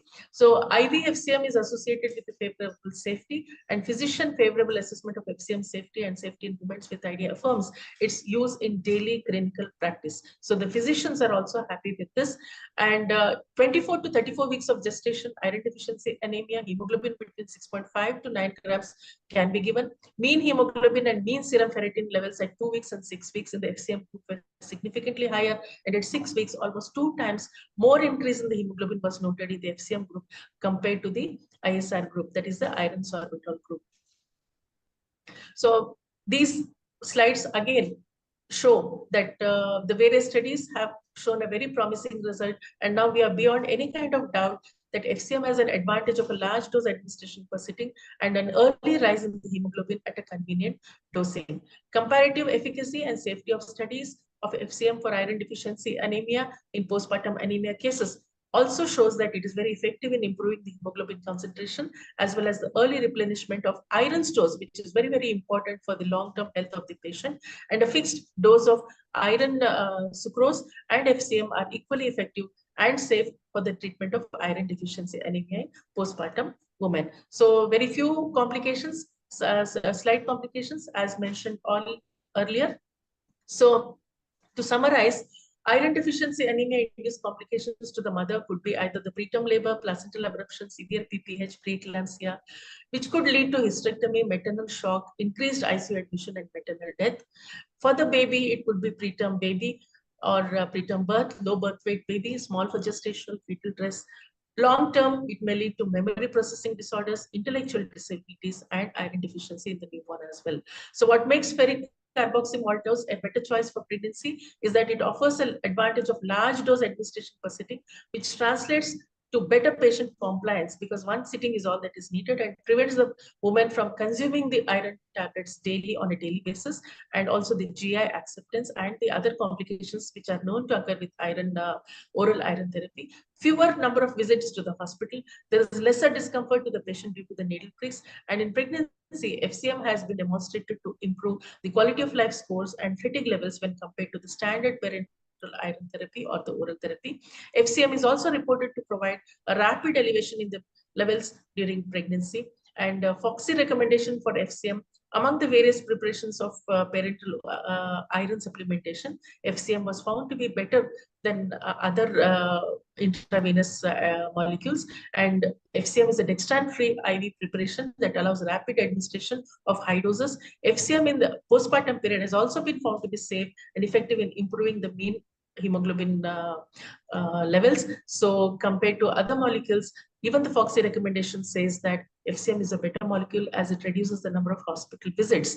So among the wide number of preparations for parenteral iron, it is the best option. In addition to the ease of administration and optimal choice, and effectively corrects the iron deficiency, also restores the iron store levels and raise the hemoglobin to the optimum levels. So we know that the Anemia Mukt Bharat, more than half of the pregnant patients in India suffer from anemia, which is less than 11 grams. So we say that there is no anemia if it is hemoglobin is more than 11 grams. And National Technical Expert Committee on FCM again reaffirms all the findings which have been noticed by the various studies and guidance. Notice that the intravenous therapy should be considered for the management of anemia after ascertaining the cause of anemia, because iron deficiency is the only anemia which will respond to the FCM, and other conditions like thalassemia, sickle cell anemia, or hemolytic anemia will not respond. And in the presence of liver disorders like jaundice, cirrhosis, or liver failure, and anemia when it is not caused by iron deficiency and hypersensitivity to the iron preparations, then avoid giving the FCM. So guidance, the dosage has to be calculated, and we know that there is a Ganzoni formula. Total iron deficit in milligram is equal to 2.4 into body weight per kg into the target hemoglobin in grams per deciliter minus the actual hemoglobin in gram per deciliter plus 500 C. So pre-pregnancy weight, if the pre-pregnancy weight is not available, then weight recorded during the first visit of the first trimester should be done, and target hemoglobin from the pregnant woman at the end of her pregnancy should be about 11 grams. The allowance for reserve is 500 milligrams in pregnant women weighing more than 35 kg. And if it is less than, if the weight is less than 35, then storage iron should be about 15 milligram per kg of body weight. So this is available as a 10 ml and 20 ml vial, and to be administered with 100 ml of normal saline over 15 minutes. Maximum dose per session is 1000 milligrams. And if subsequent doses are needed, then 7th day and 14th day can be planned. That is, at least a week interval should be kept. It should not, it can be administered in PHC or a higher level, but under the supervision of a medical officer. The vital signs such as blood pressure, heart rate, respiratory rate, temperature, FHR should be monitored before, during, and the end of infusion. And it is always wise to keep the patient for observation for half an hour in the setup before she is sent out, and to avoid permanent discoloration of the skin due to the extravasation of FCM. The patency of the cannula must be checked by flushing the normal saline before the initiation of the treatment, and pregnant women should be observed for 30 minutes for any adverse effects following the infusion of FCM, and a test dose is not required for FCM administration. In a nutshell, iron deficiency anemia, the common cause, treatment includes lifestyle change, supplementation, diet modification, transfusion, pharmacotherapy. FCM is a very good drug in effective in treating iron deficiency and also postpartum anemia. Study confirm the safety, efficacy, and tolerability, and Anemia Mukt Bharat guidelines also suggest the use of FCM in pregnant women in India. Thank you very much for your patience.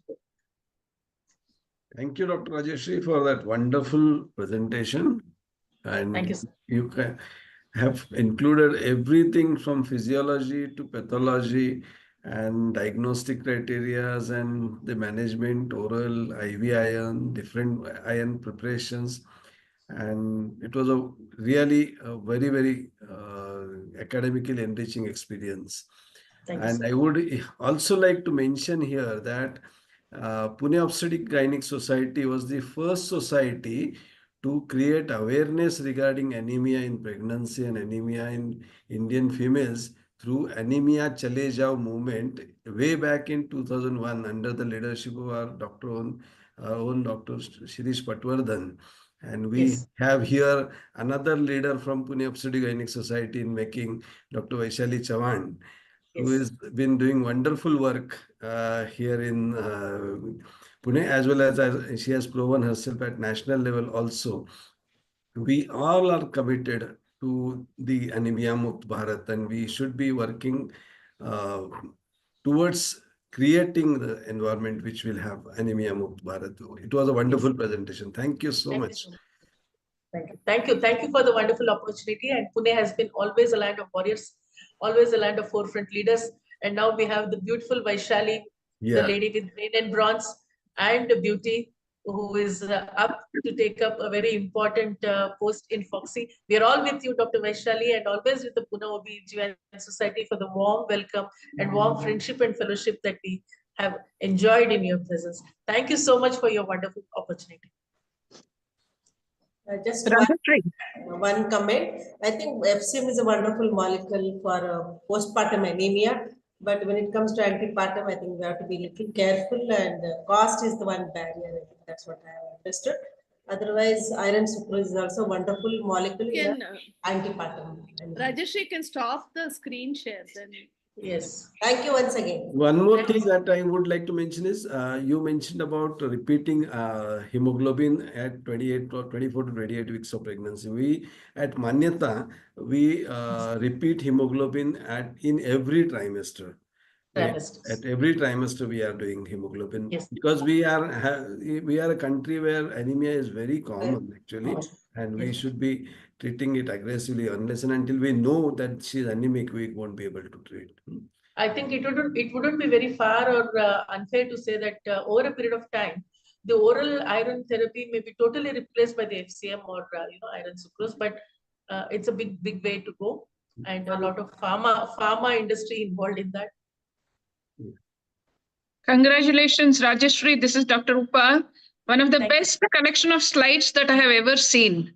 Wonderful. And this needs to be preserved and shared with everyone, I feel. Wonderful presentation.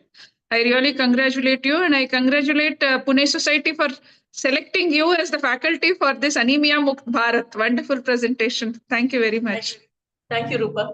Dr. Rajeshri, fantastic presentation, and you, like Dr. Milind said, covered everything from physiology till the management, and brilliant inputs, and truly academically enriching your talk has been. We thoroughly enjoyed your talk, and I would like to thank you personally for immediately saying yes, for going ahead and arranging this webinar. I know all of you are very busy at Kasoga with big conference coming up, but immediately you said yes, and you said yes, you agreed to give this talk, and you have done a fantastic presentation. Thank you very much, and thank you for your wishes.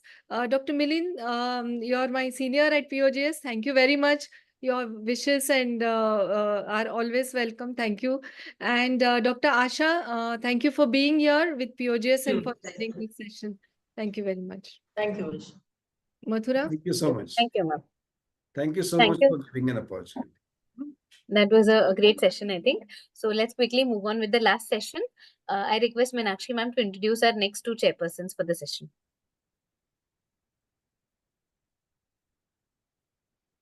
Yeah, thank you. Our next chairperson is Dr. Suman Gaddi. I think she's there with us. Yes, I'm here. Yes. She's a former professor and HOD of Obs-Gynae VIMS Ballari. She's got a teaching experience of 27 years, and she's been a treasurer of Kasoga from 23 to 25. She was an EC member North Zone from 21 to 23 and an organizing chairman of Kasoga on 2019, which was held at Ballari. She's the past president of BOGS 2011 to 13, and she's bagged the president rotating trophy and the Duru Shah trophy during the AICOG Mumbai in 2013. A number of publications in national and international index journals. Also, she's presented papers in many state conferences and national, and a former site principal investigator Facility Lead for the International Research Projects. So we welcome you, ma'am, to this August audience of webinar. We would like you to say a few words. And before that, I'd like to introduce the second chairperson, who is Dr. Girija SS. Is she there with us now? Yes, ma'am, I'm here. Yeah. She is the president of Hassan Obstetric and Gynec Society. So I would like to welcome both the chairpersons today for our talk of Dr. Shobha Gudi, madam. So over to the chairpersons now. Thank you so much. Thank you, ma'am. Shall I introduce, ma'am? Yeah, okay. Good evening, everyone. Thank you, Pune Obstetrics and Gynec Society, Vaishali ma'am and team for giving the opportunity to chair the session. It gives me immense pleasure to introduce Dr. Shobha Gudi ma'am. She is a professor, HOD of St. Philomena's Hospital, Bangalore, postgraduate teacher and examiner, chairperson FWC FOXY from 2019 to 22, president BSOG from 2018 to 19, assessor GOI project Lakshya, board member of FPAI, peer reviewer of Jogi, JOGRB, GCM, and president BMS, chairperson of contraception and reproductive health, and EC member of KASOGA from 21 to 23, editor of obstetric hemorrhage. Girija, it is fine. Girija, it is okay, fine. Thank Thank you very much. Thank you very Yeah. much. And Yes, I'm ma'am. very Over to blessed. you. Yeah, I'm blessed that I could be here today. I had a problem coming back home, and then when I came back home, I found my usual earphones are not working. So I'm with this fancy one, big one. So thank you, Vaishali, for considering me for this, and I'm very happy that you took up the suggestion of doing it with KASOGA this time, because I was very keen that, as a contesting candidate, you should get introduced to this part of South in a very strong manner. And I think you got a very good response. I'm happy to see that. So then I was also thinking, Dr. Girija and Dr. Suman, whether we are right in subjecting the audience to the third talk, or is it okay to finish with 2 talks? Yes, ma'am, please go ahead. We are waiting for you. Because actually it is a little late, so it becomes little challenging for the audience to adhere to the screen. But any which way, I will try and make it brief and interesting, and I will make it evidence-based so that it helps you in your everyday practice. And I'll cut out the theory, I promise that. So thanks for the kind introduction, Girija and Suman, for being here. Okay. And those 2 talks were very comprehensive and actually very interesting. So let me also see what I can do. So we are going to discuss today hormonal contraceptives, yes, but in the light of benefits beyond contraception, in the sense, what else they are used richly for reasons other than contraception. So as far as contraception is concerned, we are very aware that there is a major need for contraception today, and there are several million women, almost 300 million women, who want to avoid pregnancy, but then they are not able to access a modern contraceptive method. So that is the unmet need. Okay, we also know that the barriers prevent transmission of HIV in addition to preventing pregnancy. And we also know that family planning methods will avoid, unsafe abortion. We also know that it is a fundamental right of the woman to decide when she wants to become pregnant and whether she wants to become pregnant. And by preventing unintended pregnancy, we do prevent deaths. And deaths of whom? The most wanted members of the community, that is mothers and children.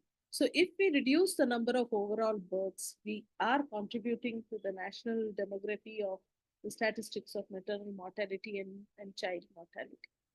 So since we have to focus on benefits beyond contraception, I felt that this will be a very good start to say that what are the benefits of combined oral contraceptive pills, the combined estrogen progestin contraceptive pills.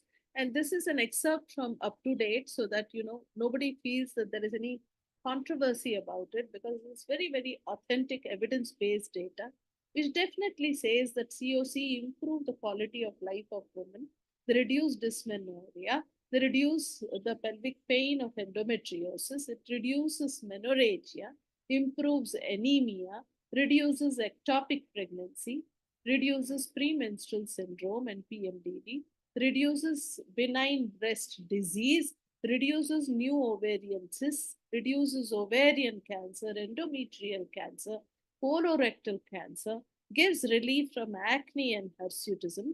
And COCs are the champion method for regularizing menstrual cycles. There is no other pill on earth or no other medication on earth which can give a woman beautiful regular menstrual cycles. It's only the COC. There's another slide which reiterates what I have already spoken, and this is akin to what we used to read as students. We used to say, what are the non-contraceptive benefits? And if we answer this, we will pass the exam. Even as a postgraduate, this is an important Viva question that, and we need to bring in here a lot more than what meets the eye. That means we also need to speak about bone mineral density, which improves of endometrial hyperplasia, which is a precursor to endometrial cancer. Also, we need to speak about the incidence of pelvic inflammatory disease, asthma exacerbations, etc. Okay, and the hyperandrogenic symptoms which are associated with PCOS. So let us quickly go forward with some interesting case scenarios, because at the end of the webinar, I think I ought to keep it very, very clinical. So with that introduction, this is a 37-year-old Paris woman and has some congestive dysmenorrhea, dyspareunia, and the pelvic examination indicates limited mobility and significant pelvic tenderness. And on further investigation, we find that there is pelvic endometriosis. However, the ovaries are normal, but the woman demands pain relief, because that is the endometriosis patients can be very, very demanding about pain relief.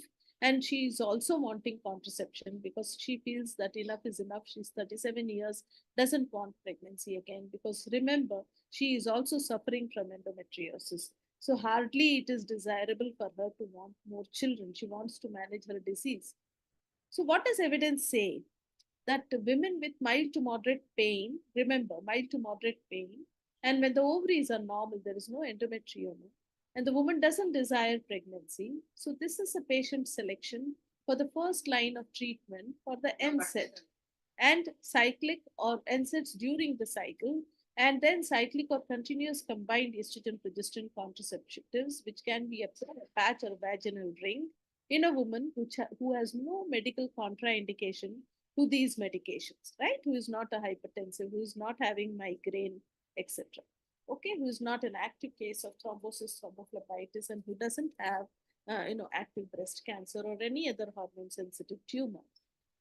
The advantage being that it is if you go by the MEC criteria, because remember, whenever you prescribe contraceptives as medicines, again, you have to resort to the MEC criteria. You have to follow the MEC criteria to see the suitability of the candidate for the pill.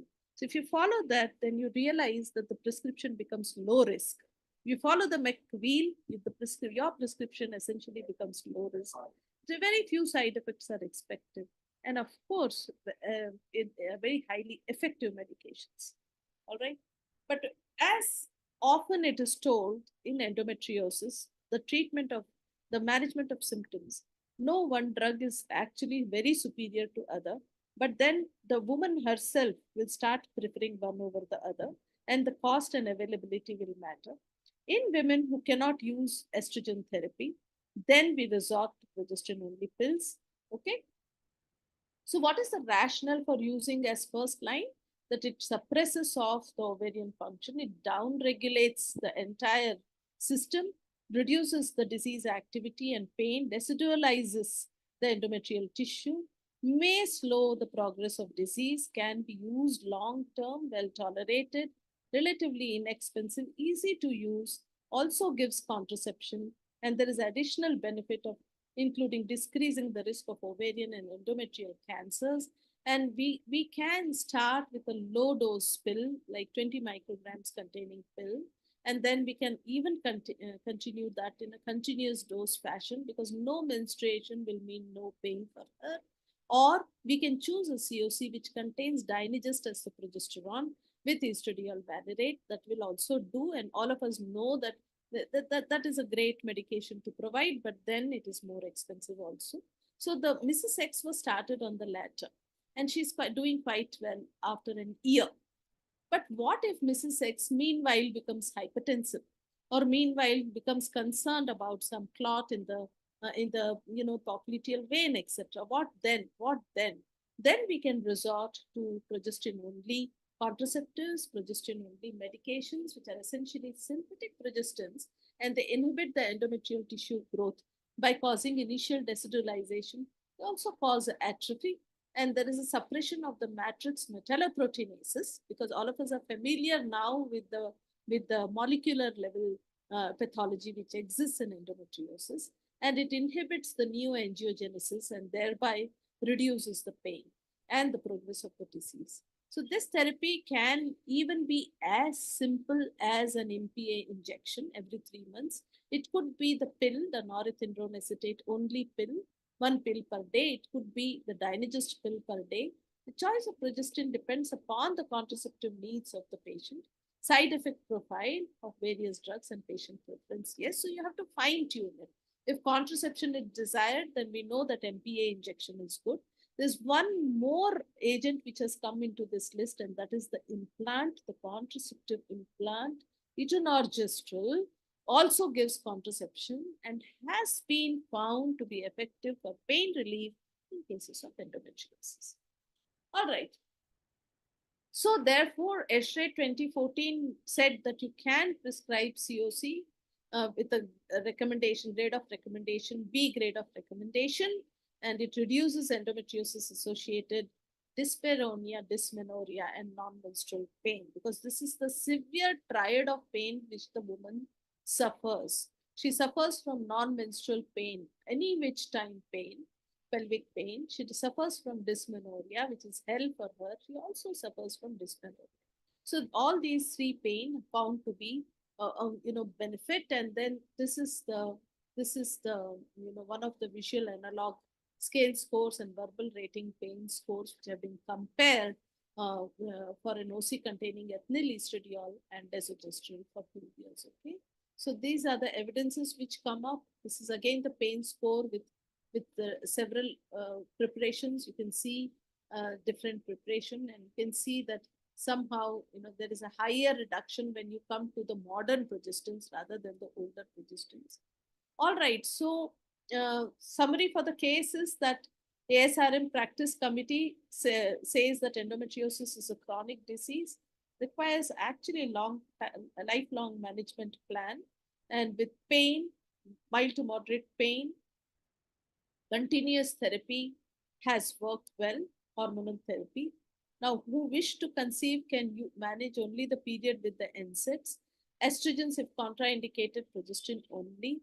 Now, suppose there is severe pain or recurrent pain or unresponsive pain to the above, then we go to the next step of GnRH analog with the add-back hormonal therapy rather than surgical resection. So surgery is still not indicated. So the role of surgery is actually after all this has been used. And if the women are refractory to GnRH analog treatment, then they are offered aromatase inhibitors like letrozole, and nothing is working, then we offer laparoscopy and surgical resection. These are some examples of extended cycle regimes, which can be taken for 84 days and a break for 7 days. And sometimes you can prescribe for 365 days as well. Very low dose pill is available. 0.09 LNG plus 20 micrograms ethinyl estradiol, continuously taken for 365 days. So still to be available in India, but it is a thought-provoking, suggestion, and we must go We must look for opportunity for that. Whenever we put on continuous use of COCs, we find that the woman's quality of life really improves, and she is relieved of pain, headache, bloating, swelling, and breast tenderness. There's better control over symptoms, and there is, even in PCOS, continuous use has been found to be useful. Greater convenience due to fewer withdrawal bleeds per year is also what we look forward to, especially in career building women. Are there any disadvantages of this kind of therapy? Long-term safety of continuous use. We are only talking of continuous use now. Long-term safety, long-term data for comparable estrogen progestin doses per month are there. Comparable doses are there. But without a break, long-term pill, continuous use, safety data are limited. So it has to build up. Evidence still has to build up. And there is a slightly higher cost. We now come to a 39-year-old obese diabetic woman, already on medicine and comes as an HMB. And she's also desiring contraception. Diabetic women at this age becoming pregnant is really going to be a very sorry state. So we need to provide her contraception as well. And we check her out, everything looks okay. And the endometrial biopsy also does not reveal hypoplasia. It just says some proliferative endometrium. And then we start thinking, is this AUB-O? And then we start thinking what to use for her. And we realize that even in this case, there is a grade A level 1 recommendation that COCs can be used as first-line therapy for 6 to 12 months. One thing we need to remember in these cases is, especially if there is no endometrial hyperplasia, these kind of disorders can be self-limiting. And if you tide the woman over for 6 to 12 months, once you stop the therapy, she's likely to become normal. And then you can think about giving her only contraception, which may be this method, which may be any other method like an intrauterine device. Okay, so for most women with HMB, the COC is a good recommendation. Okay, the patient agreed for COC. In this case, she was started at low dose, the anemia got corrected. And then the question comes, how long to follow up? Yes. LNG-IUS is very effective medical treatment. Due to financial reasons, it is often appropriate to begin therapy with OCs and then switch on to LNG-IUS if she is requiring therapy very long, especially if endometrial hyperplasia is picked up. The added therapy of cycle management with tranexamic acid and NSAID is something we are all doing today. Okay, all right. So let us get ahead. If there are relative or absolute contraindications for hormonal contraceptives, then what we must do, because I discussed these contraindications earlier, to which I need to just add the factor of smoking and known thrombogenic mutations maybe. We need to start them with this therapy very guardedly. And in these cases, maybe the intrauterine device may be better than dipomedroxyprogesterone acetate. It is possible to provide them with grade 2C recommendations. So LNG-52 is better than DMPA as a synthetic progestin for management of AUB if there is an increased risk for venous or arterial thrombosis. Okay, right. Sorry about that. Are we okay? Hello, am I audible? Yeah, audible, madam. Audible. Yes, madam. Yes, madam. Proceed, madam. Hello. Yes, yes. Yes, madam, audible. Hello. You're audible, madam. You're audible, madam. Am I audible? Yes. Yes, yes. Am I audible? Shobha ma'am, you're audible. Hello. Am I audible? Chat. Not audible, is it? Audible, audible. Audible. Audible, huh? Yeah.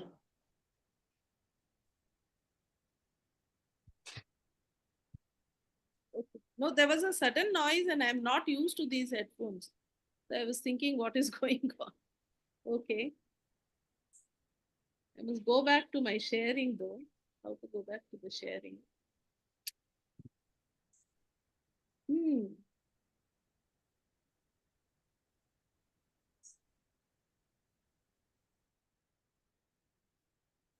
Is my screen seen, Vaishali? Yes, ma'am. It's seen. Hello? Screen is seen, ma'am. Hello?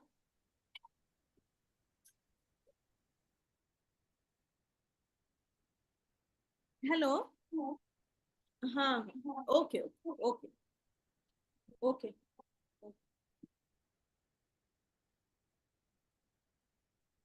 Sorry about that. Okay. All right. So we come to the question of adenomyosis as a cause of HMP, and can hormonal contraceptives can be used? Yes. COCs have helped in medical management, injectable progestins as well, and LNG IUS as well. So it's no longer the situation that adenomyosis needs to be operated on. It is possible to medically manage it many, many times, unless fertility is an issue, when a very careful decision can be taken.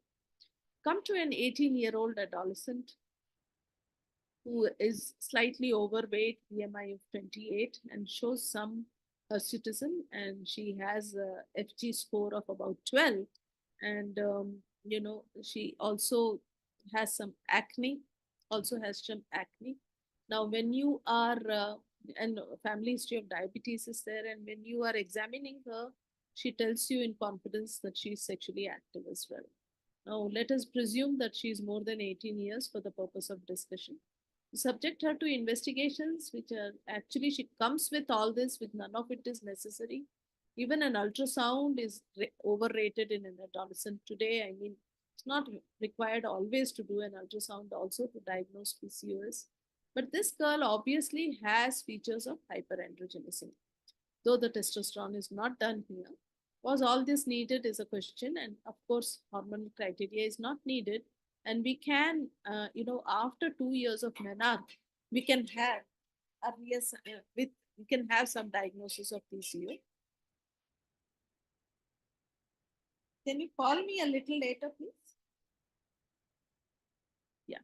So then immediately, if you find that the ovaries are polycystic and there is a lot of hyperandrogenic features immediately after menarche, there may be some reason to worry whether there is any other source of the androgen.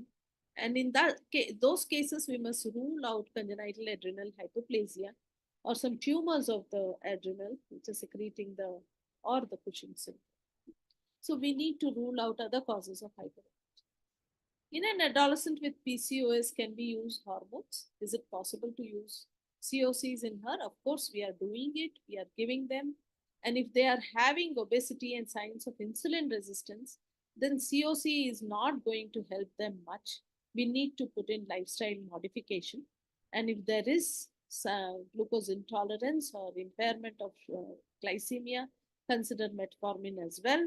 So this girl was, started on drospirenone, and myoinositol till today remains some kind of an empirical or complementary therapy rather than therapy for direct therapy for PCOS. So this girl was started on drospirenone containing COCs, and she was also asked to use barrier contraception. And then again the question comes, how long can you give COCs to this young girl? And the answer is, of course, as long as she needs. That means as long as she is sexually active and as long as she is having features of hyperandrogenism. The fourth case is actually, also PCOS, but she is an older PCOS. And I had to put this because this is a very live scenario which I came up. And I have described it exactly as I saw her. A 39-year-old, she's a senior HR personnel in a major software company in an MNC, obese with a BMI of 30. Occasionally, she is having period, and she is seated on the chair and removes her wig, and she looks me in the eye, and I can see the frontal baldness. And she gives me history 22 years of polycystic ovarian disease. She has been suffering for 22 years. And she has, in between, she starts some hormonal treatment, started quite young, lost few kgs and regained those kgs. All her siblings married, got settled, and she remained unmarried and single. So I think today we are seeing the next generation PCO, those who have become perimenopausal and menopausal. And actually today we are talking about PCOS and metabolic syndrome after menopause also. So this woman has become diabetic and hypertensive, and we deal with all the problems that she is exhibiting, including the hyperandrogenic symptoms and lifestyle modification, etc. But then she asks me whether life could have been different for her. So would early start of treatment have changed her life is the question we need to ask her, and the answer, of course, is yes. And here what we need to remember is we all need to become clever at long-term hormone therapy for the girls with PCOS, especially if they are not able to maintain the lifestyle, especially if they have a heavy hereditary overlay of metabolic syndrome. They are less likely to respond to any of the therapy, and we need to have very close how many years to continue. As long as she need, do we give breaks? Not necessary to give breaks. So the pill break, which is often talked about, is not needed if we are having everything under control and we assess risk very frequently. All right, this is a theory about how it acts in PCOS. Of course, it suppresses the pituitary, it improves the SHBG levels, and and the peripheral receptors is where the progestin acts to reverse the hyperandrogenic effect. So that's a cosmetic effect, and also slightly reduces adrenal androgen production, which some of the women may have, and right, and long-term treatment is needed to see. Okay, so this is again this is again this thing. Any difference in which type of COC should be used? Because I think this will be my last case and I'll not be dealing with the rest of the presentation. Any difference in the type of COC? So is it that one particular type of COC is better than the other for treating of PCOS? So the Endocrine Society, ESHRE, ASRM, everybody says that OC first-line management for amelioration of clinical and biochemical androgen excess and menstrual irregularity is very much there. They also emphasize that there is no definitive evidence any difference in efficacy of various OCs. In accordance, OCs are most commonly prescribed medication for long-term management. However, the safety profile and potential risk of thrombosis doesn't go away. Okay, so we need to be always cognizant of that. I think that I will, Vaishali, for paucity of time, let me not finish the remaining, because I feel it will become a little overwhelming. And let me end by saying that, this has been an opportune time for me, and I have really enjoyed talking to all of you, and I hope that there was some benefit from my presentation. Thank you. Thank you so much. Yeah. Good evening, everyone. And it was a pleasure listening to you, Madam Shobha Gudi. And, all of us know that you are pioneer in the topic of contraception. Everywhere you go, you have a topic on contraception, and of course, any question, anywhere, any solution for contraception, you are there, madam. So as far as the talk is concerned, of course, you have spoken, it was very practical, day-to-day issue, and you have spoken on the pathological contraception on pathological conditions, gynec conditions, such as contraception in AUB, the adenomyosis, endometriosis, how to tackle this COC along with this, so that it benefits the woman as far as the pathological condition is concerned, as well as she will be availed of contraception. Also, you spoke on the contraception in adolescents with acne and with PCOS, and it was very, very practical oriented talk, madam. And there are so many non-conceptive benefits of estrogen progesterone contraception. And of course, this is what I would like to say about madam's talk. It was very simple, very practical oriented. And thank you, the Pune Obstetrics and Gynecological Society, for making me part of this wonderful webinar, and also the Kasoga, who has logged in to, join hands with the Pune Obstetric and Gynecological Society to be a part of this webinar. Thank you, one and all. One thing I would like to add is the COCs in diabetics. Probably we need to increase the dose of COC, the anti-diabetics, while she is on OCPs.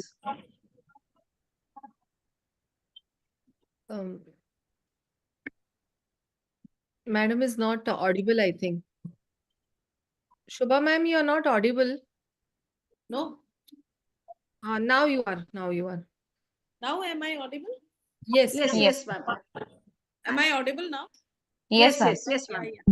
Varun, ಸ್ವಲ್ಪ noise better. The headphone is not working. So it's another few minutes.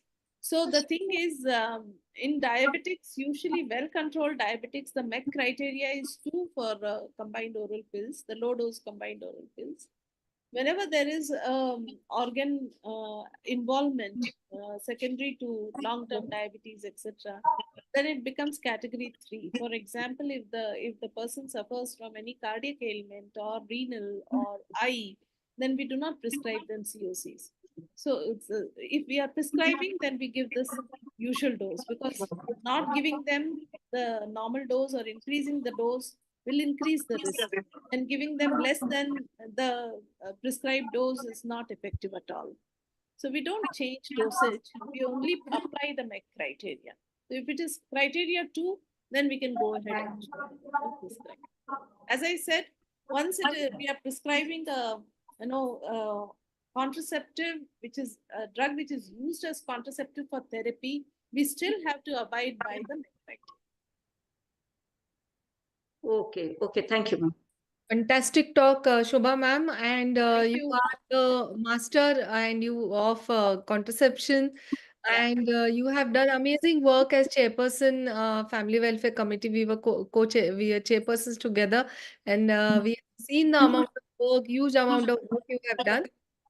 In fact, you were an inspiration for all of us. We used to see you doing, and we used to, do more work looking at you. So a wonderful talk, and the remaining part of the talk we would like to definitely hear again at some other time. And thank you for the suggestion. It was Shobha Madam's advice that we do this webinar with Kasoga. Thank you, ma'am, for that. You truly are a great I'm happy you did it with Suman, Rajeshri, Bharti, Durga Das, everybody. Even Rupa joined. I'm so happy that Karnataka has supported you today. And I hope that the support will continue for the election.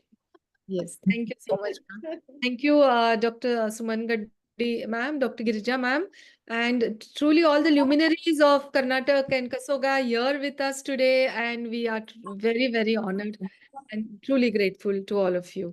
Thank you very much. Madhura?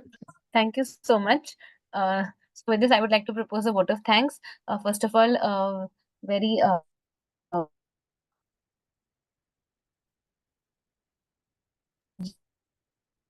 Madhura, you're not audible.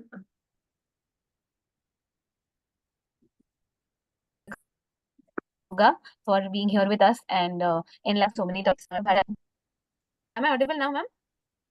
Yeah, now you're audible. Yeah. So I would like to thank Kasoga and all the esteemed faculty who have joined us today. Both our guest of honors, Bharti ma'am and Durga Das sir. Thank you so much, and of course Shobha Gudi ma'am, who is here.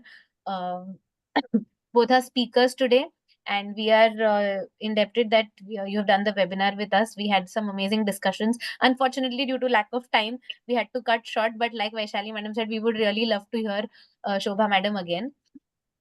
I would also like to thank POGS, Aarti ma'am, Meenakshi ma'am, for this platform that they have allowed us to continue this webinar. And of course, Vaishali madam for her talk and her presence. Also, I would like to thank BSV, who've been doing these webinars for us, and RX Events. So thank you so much.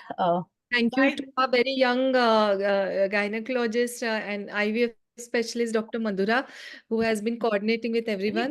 Very bright person. Very bright. Thank you, Dr. Madhura. And our speaker, Dr. Rajeshri, was also brilliant. And all our chairpersons, Dr. Rupa, Dr. Manjula, Dr. Suman, Dr. Girija, Dr. Asha, Dr. Milind, thank you, all of you. And thank you, BSV again. Thank you very much. Thank you, Vaishali. Thanks, everybody. Thank you, Vaishali. It was wonderful. Thank you, ma'am. Thank you, ma'am. Thank you, ma'am, for staying throughout. Rupa ma'am Yeah, has been so thank active with her input. Yeah, thank you very much. You all did well. From Hubli, ma'am, you have done your MBBS from Hubli, I saw. Yeah, Guys, practicing radio.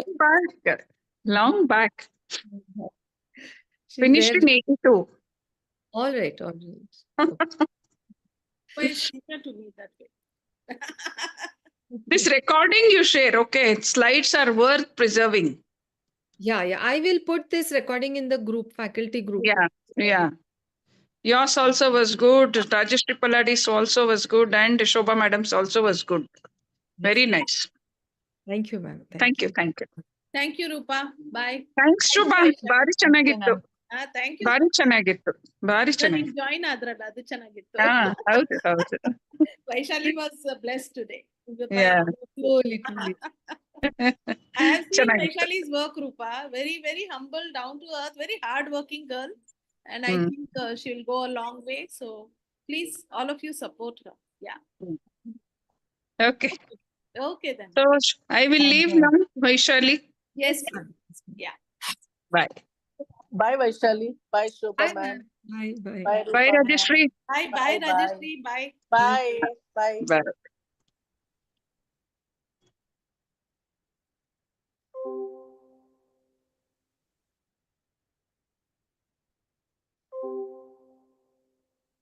Madhura? Yes, ma'am.